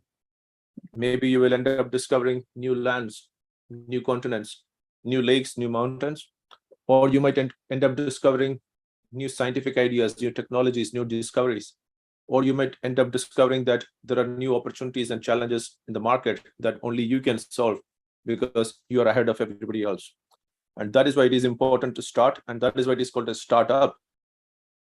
It is never called a business, it is a startup, because you have to start and you have to keep going up and ahead constantly. But you cannot do that unless you start, and the keyword is start. And that brings us back to one of the missions of Womanium Foundation, which is to train people in STEM, science, technology, engineering, mathematics. And we have done that. We brought the best speakers with all these different varieties of experiences and backgrounds. But one of the reasons why they are the best speakers is because they're also applying it in their own ways, whether it is applying it inside the university context, which is not perhaps for a commercial enterprise, but we also brought people from the commercial side, companies that are making dilution refrigerators, companies that are making different types of quantum systems, from quantum software to different types of quantum hardware, architecture, business models, etc. And we brought you the founders of that. And some of those founders, they have raised millions of dollars or millions of pounds or millions of euros, and they're doing real things. And that is what we want you to learn, that it is one thing to learn, one thing to discover, but it is another thing to use that knowledge on those discoveries to impact, influence, and change the world, and hopefully in a good way, but to impact, influence, and change the world. And that is also one of the things that we at Womanium focus on. And We want you to think along those lines. We don't want you to think of it like, oh yeah, I learned about the quantum computing, now I'm done. Because that is an approach that many people take in schools and universities, because the whole point of going through a school system or a university system is to have that graduation day and get a certificate or a degree or a diploma, and like, okay, I got a degree from some university, I will put it on the wall, I will put it on my LinkedIn, and I'm done. No, the point of learning, especially at a good school or good university, is for preparing you for everything that comes ahead that you do not yet know of, so that you can actually march into the unknown and still succeed. And same thing with our programs too, that all this training is not just to show you or teach you or train you or entertain you, but the point is to empower you so that starting today, starting this program, you actually go out into the world and do something great. So the point is to be great. Right, Herman? Of course. Yeah, thank you, everybody. I appreciate all your answers. Thank you. Next question. We have a few more minutes.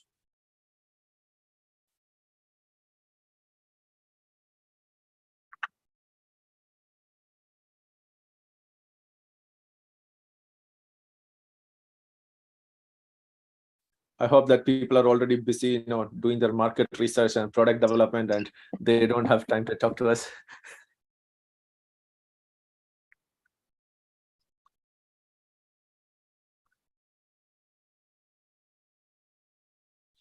Yes, Yeah, Jillian. perfect. Yeah.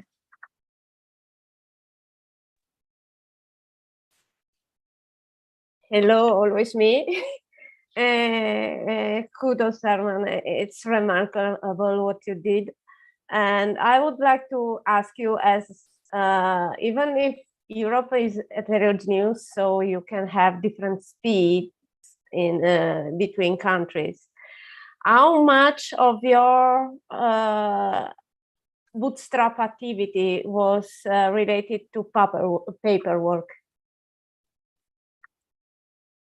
Right. Yeah, exactly. So drones, like, it's part of aviation, and aviation is very heavy on regulation. So that was a very big part of the start, because we needed the permission to fly, and very few people had gotten that permission before with the of our types of flight. So yeah, I was basically just after finishing my master thesis and writing, all the time, I just had to write this damn application for the flight permission. It's a 100-page document. So it's not one of the most flashy and glorious parts of starting a startup, but sometimes it's necessary. But what I realized, particularly when you're doing paperwork in a field where you have no idea of what's the requirement for getting it approved. Let's say, I don't know, filing a company registration in the US, you don't know what's required, where and what. In general, if you just do your best and you're a half a reasonable person, then people will accept it anyway, because people don't read your applications as thoroughly as you write them. So very often it works out if you do a really a detailed job and you do your background. Then in practice, the processor on the other side will just skim through it. Does this seem to make sense? Yeah, looks fine. Okay, go ahead. So the bar is very, very much lower than one might think, for at least from the regulatory side. Yeah, did I answer the question, Juliana? Yes, thank you very much.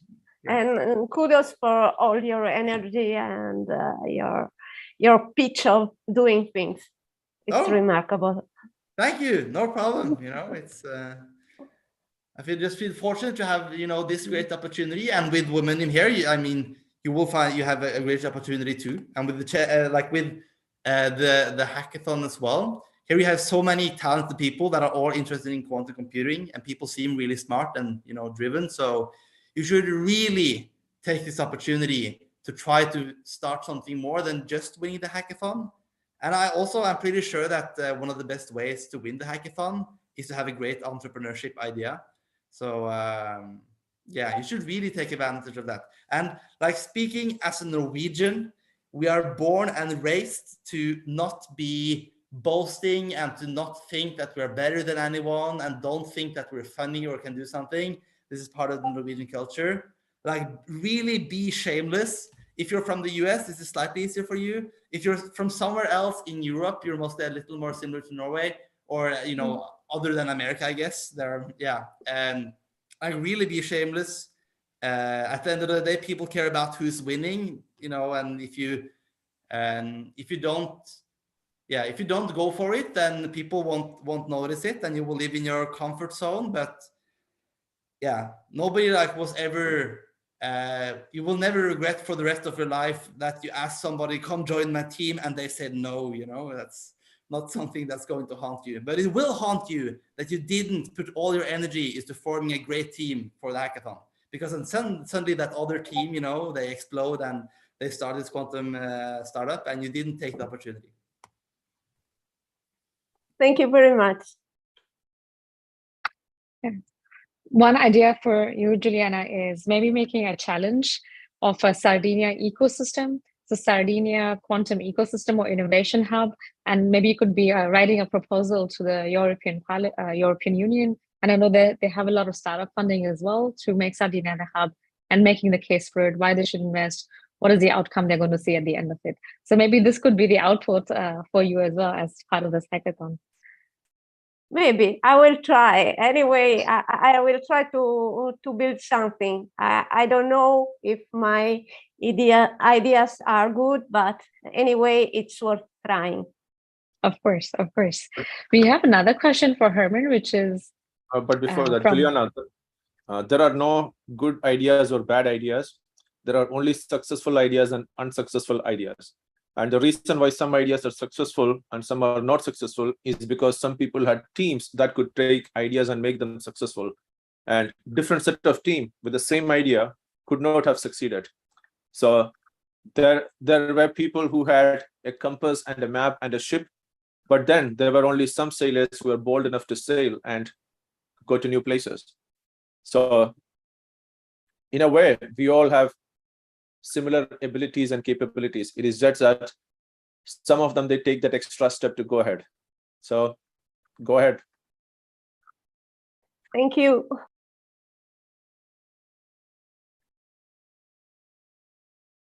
Yes, Prash, your question? Yes, questions from Zahir Khan. Herman, any particular reason you picked the James Webb for the hackathon challenge? Yeah, exactly. And this is ties very well into what we've been talking about, because like in theory, no, because this, I mean, the challenge is about solving differential equations on quantum computers. And the scientist in me would like to focus on just doing that. And everybody knows how, you know, solving differential equations is important, but that's not a result, just like describing some algorithm. So I thought to myself, we need to, you know, show what this can do, and to get some results. And so, yeah, like there's no particular reason that it was the James Webb Space Telescope, other than it's a specific thing that people can connect with, and they will see, oh, you know, it's a very simple algorithm. The orbit is most likely all wrong, but it shows that the algorithm can do something. And then from that, you can start thinking about, which is the challenge is about, which other practical applications can it have? So, I guess the more correct answer is yes, because it's relevant, but it could have been many other things as well. But it's all about getting some results on something, and then that will escalate from there. And also, I want to read out a message from David Quantum on Discord, David from the United States. So he has said that Bill Gates did not create the original MS-DOS, which was the first operating system software that Microsoft developed. They had actually purchased it from some other guy. So Bill Gates did not develop it. Steve Jobs did not invent the first computer, which is true. And Mark Zuckerberg did not found the first social network. It is all about execution and timing. And that last statement is extremely pertinent, that it is all about execution and timing, because Mr. McDonald's founder, he did not invent the burger. And Henry Ford did not invent the car. Neither did Porsche or Ferrari or Lamborghini. They did not invent the cars. They created something, but with the right timing and the right execution and the right team. And even a lot of people are fans of Elon Musk. Elon Musk did not invent the electric car. In fact, many people do not know that the first car that was made by Ferdinand Porsche, I think in 1888 or 1890 or something, 1898 perhaps, but before 1900, it was an electric car. So Ferdinand Porsche's first car was an electric car. Henry Ford, he created the Model T, mass-produced the cars, but he did not invent the car. And very interestingly, even though he made gasoline cars or petrol cars, his wife in 1905, she used to drive a car which was an electric car. So Henry Ford's wife drove an electric car because she found the petrol car to be very loud, very noisy, and produced a lot of smoke, which came on her clothes. And she wanted a clean car that was quiet, did not have the vibration, and she did not have to crank it up, because the early cars you had to crank to start it. Whereas an electric car, she just needed to push a switch and it started. So Henry Ford's wife's car was an electric car. Ferdinand Porsche's first car was an electric car. And oftentimes, even though they're 100 years old, what Elon Musk was able to do was he was able to successfully commercialize it. And today people think that he invented the electric car and that he invented the rockets and all those things. No, he was able to successfully commercialize it. So that makes him an entrepreneur. NASA has been making rockets. Many other people have been, countries also make rockets, but he was able to commercialize it. So that is where his entrepreneurial side comes. Except for Domino's and Pizza Hut. And Juliana will agree that they did actually invent the pizza. And every Italian will agree. Except spaghetti, that comes from China.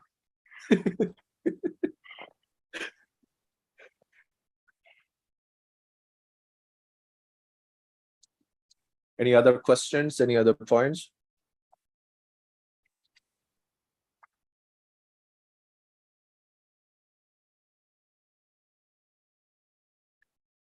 David Quantum on Discord, that Elon Musk did not found Tesla. He joined it later. It is true. And it is true for Herman too. He did not found Avian. He joined it later. And if you look at Avian right now, he is the face of Avian on all the videos, on all the video calls. When Lars gets cut out, he stands up, he gets cut out from the frames. Someday we will try to invite the founder, Lars Eric. He also has got this vision, drive, passion, excitement through ups and downs and all the journeys. So he will also be able to share his side and his perspectives. Very fantastic guy. And one of the reasons why he is fantastic is because he was able to convince and pick somebody like Herman to join the team. Otherwise, Herman would be doing his PhD at MIT.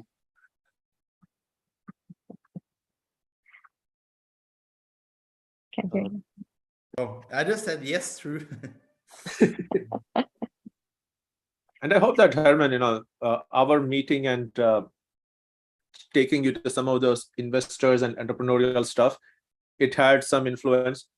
I think if it did, it would be really interesting, because I know that at that time when we met in January of 2020, just before the pandemic, you are this perfect MIT kid doing plasma physics, quantum physics, and who is destined to do a PhD.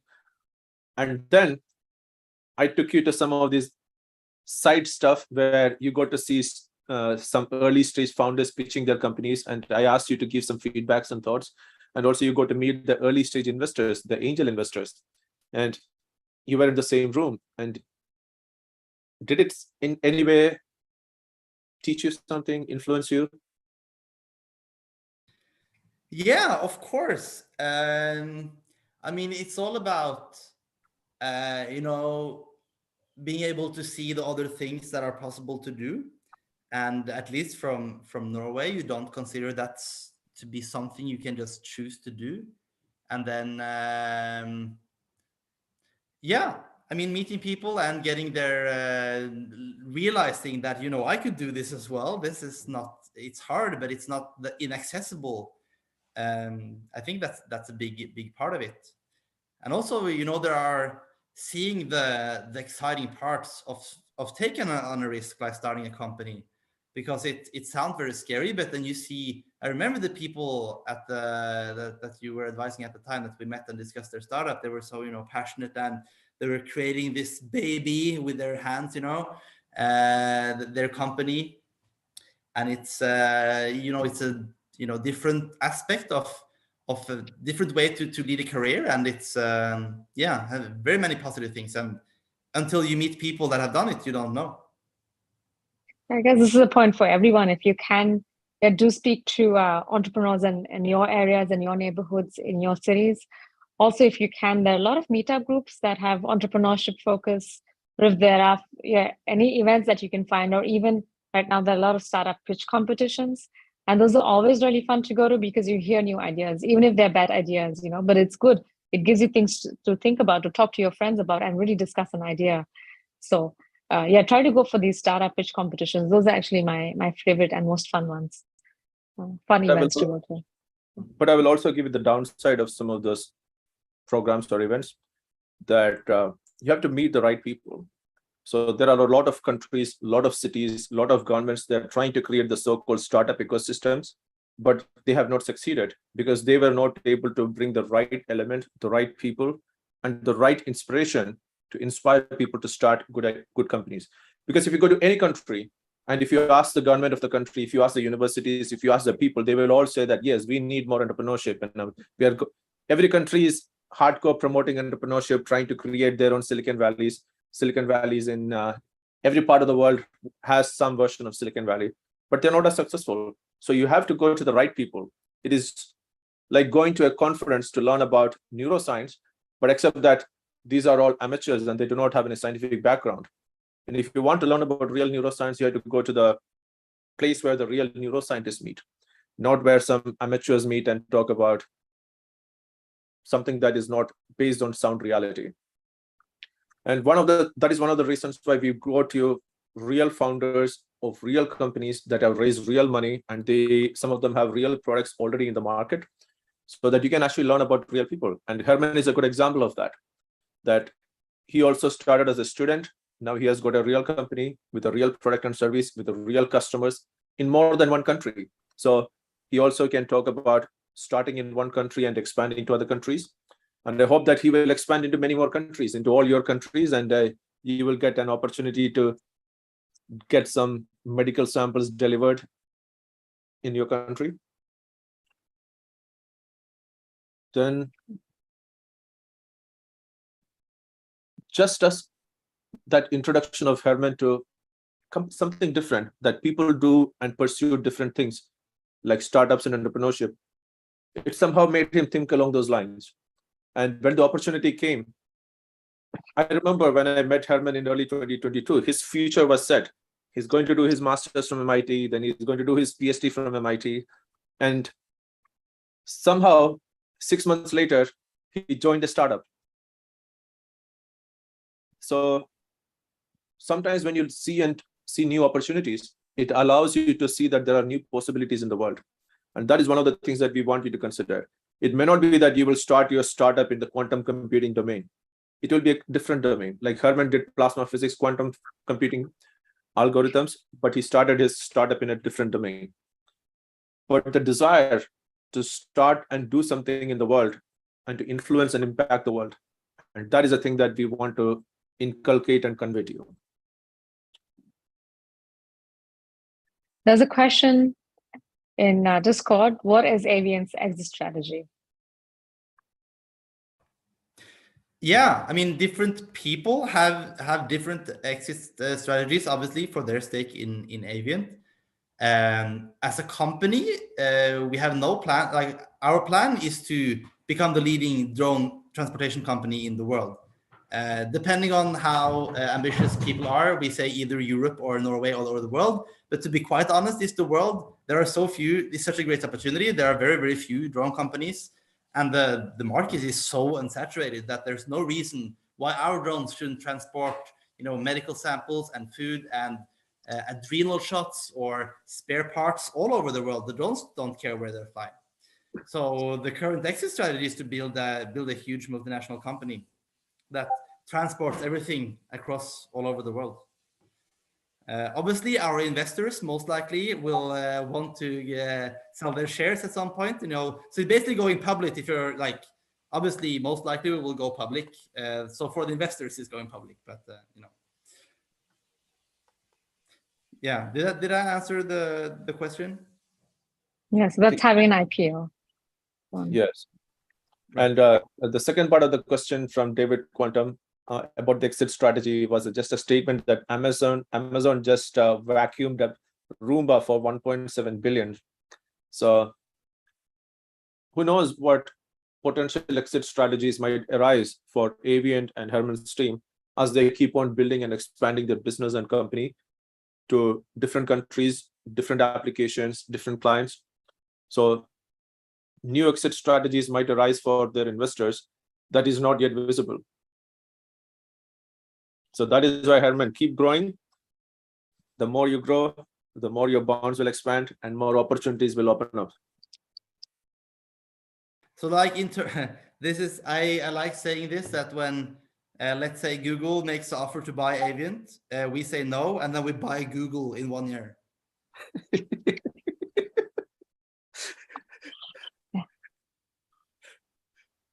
Herman, you said that on a public forum, so now you have to. I'm officially calling out Google. We're buying. So yeah, there you go.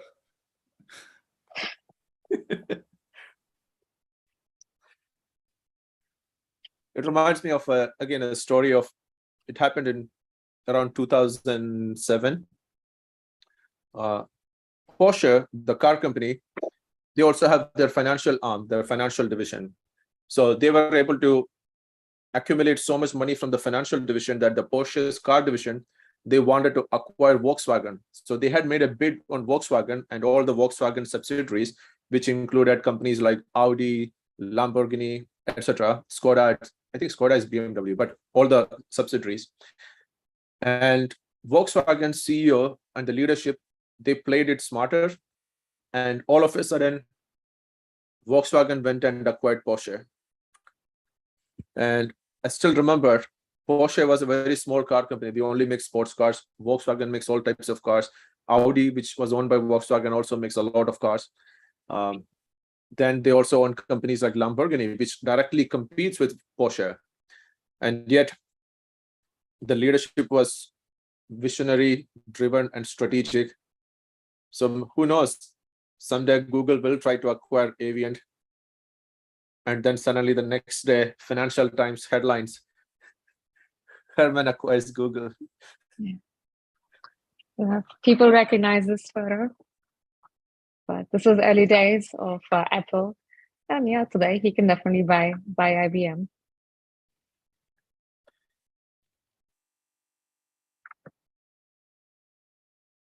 In fact, if you had asked in the early 2000s, who is going to lead the mobile phone market, people would have said companies like Motorola, Dell, Samsung, perhaps. Yes, Samsung is still in existence. Or even companies like IBM, because IBM was really good with computation. They invented most of the computational innovation. So it was natural to expect that a company like IBM would create the next big phone innovation. And instead, it came from a company that had never made any phone. They never had a single phone in the market, but their first phone hit the market, and that changed what people consider to be a phone.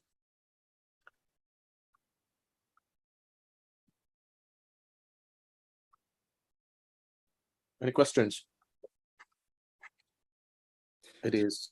There's a question from Prashant Sharma. So a great question. And currently we don't have any patents. And that's again, there are very many different types of startups and doing startups. And in some of them, it makes sense to protect your technology and to file for patents. But in others, it's just like a time and a resource drain. For us, we're a drone delivery company. So, people care about that we transport the goods from A to B. They don't care if we own the technology transporting the goods from A to B. So for us, we've decided to focus on getting results in the market instead of keeping the technology secret for a year. In order to, and then somebody else comes up and also with their drones does the same.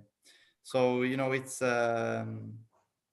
in some cases it will make sense. Like, just to bring this back to quantum, for example, even with like obvious technology that's readily accessible, and you can maybe think, oh, maybe somebody has patented it, or, this is accessible to everyone, then it's still a great opportunity. Everybody can build a drone. And we're not protecting the technology because that's not the hard part, for at least in this case. And I think in quantum too, I think there are going to come quantum companies that are using technology that's pretty obvious today.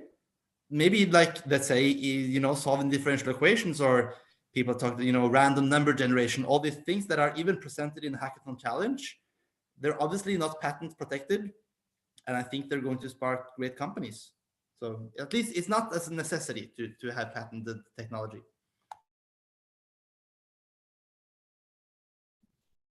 And also, patents are not businesses. Of course, there are patents which are used by businesses to create revenues and profits. But just having a patent doesn't mean that you can actually turn that idea or that patent into a commercially viable product. So there are many people with a lot of patents, but they're not making any money because they cannot translate that into profitable business. And then there are many people who do not own the patent, like Burger King. I do not know whether they own the patent on burgers, or Pizza Hut. They do not own the patent on pizzas, but they make money. And even Tesla, Elon Musk, at some point, he had opened up many of Tesla's patents to the public, that you can actually use Tesla's patents without having to pay a license fee. And he knew that even with all the patents in your hand, you cannot create an electric car company to compete with Tesla. You might have the access to the patents, but it is a completely different skill sets to apply it, execute it, and become profitable. And at that point, Elon Musk knew that Tesla is going to become profitable, and that even with all the blueprints, an average person cannot create a company and compete with Tesla. So patents do have their values, because the point of a patent is to protect an idea in its early and initial stages, so that the inventor of the product can actually use that idea to make some profit out of it. But as soon as you hit that profitability, you're good to go. Now you know that you're ahead of anybody else. And as soon as Elon Musk reached that phase, he's like, yeah, now I don't need to hold on to the patent. It has no value, because he has already hit the defensive. He had left the defensive needs of the patent. Now he was on a completely different journey.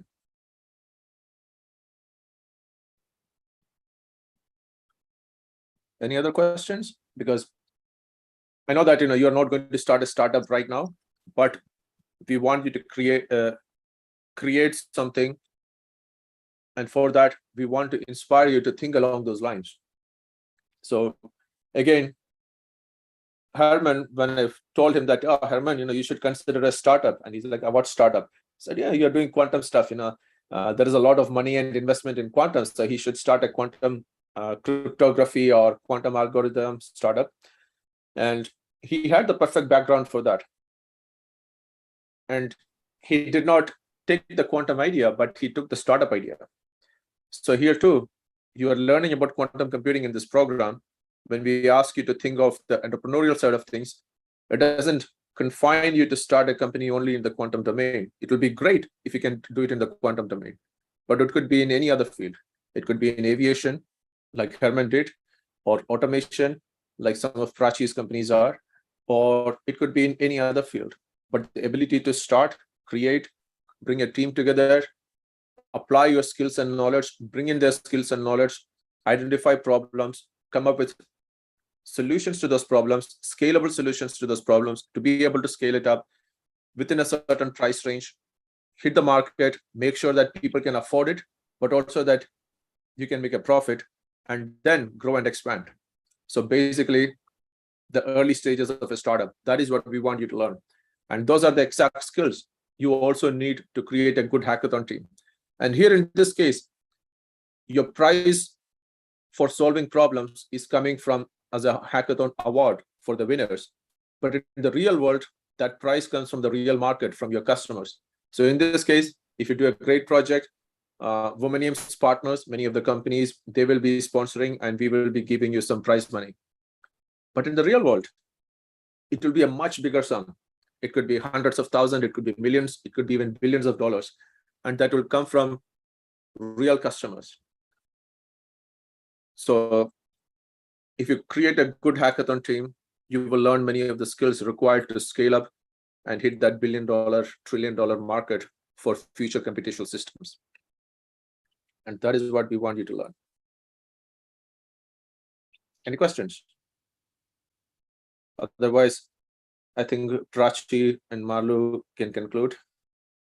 And Herman, it is always good to hear about your stories and updates, especially since you are doing something, you always have news and updates. And that is why I always like hearing from you, as well as your team and Lars Erik, all the things that you're doing, because I want you to do new things in new places and also have some new failures and battery explosions and some things. But when you fail, it shows that you're trying new things.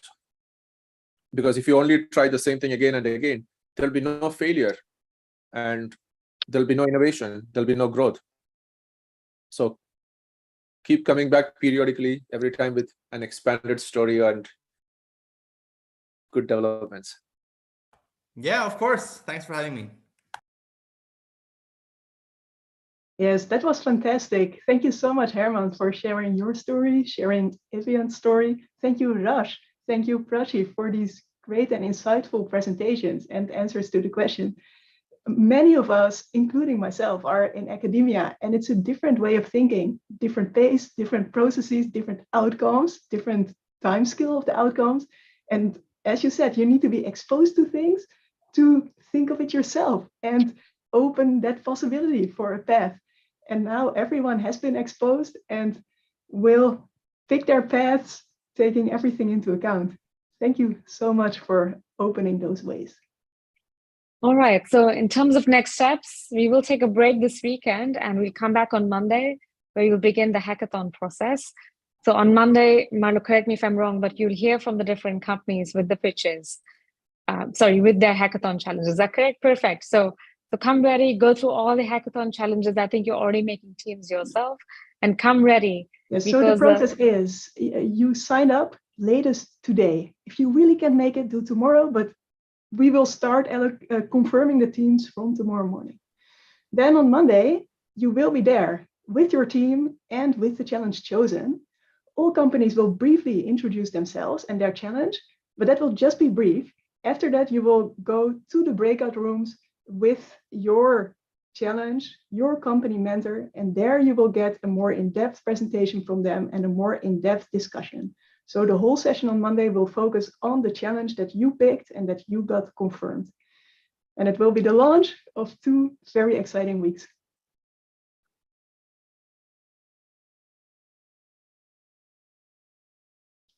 Okay, I see everyone's excited. Well, great. See you all on Monday then, and be ready to think of your hackathon and think of the problems you want to solve and meet your mentors. Looking forward to that. Thank you all. Have a great weekend.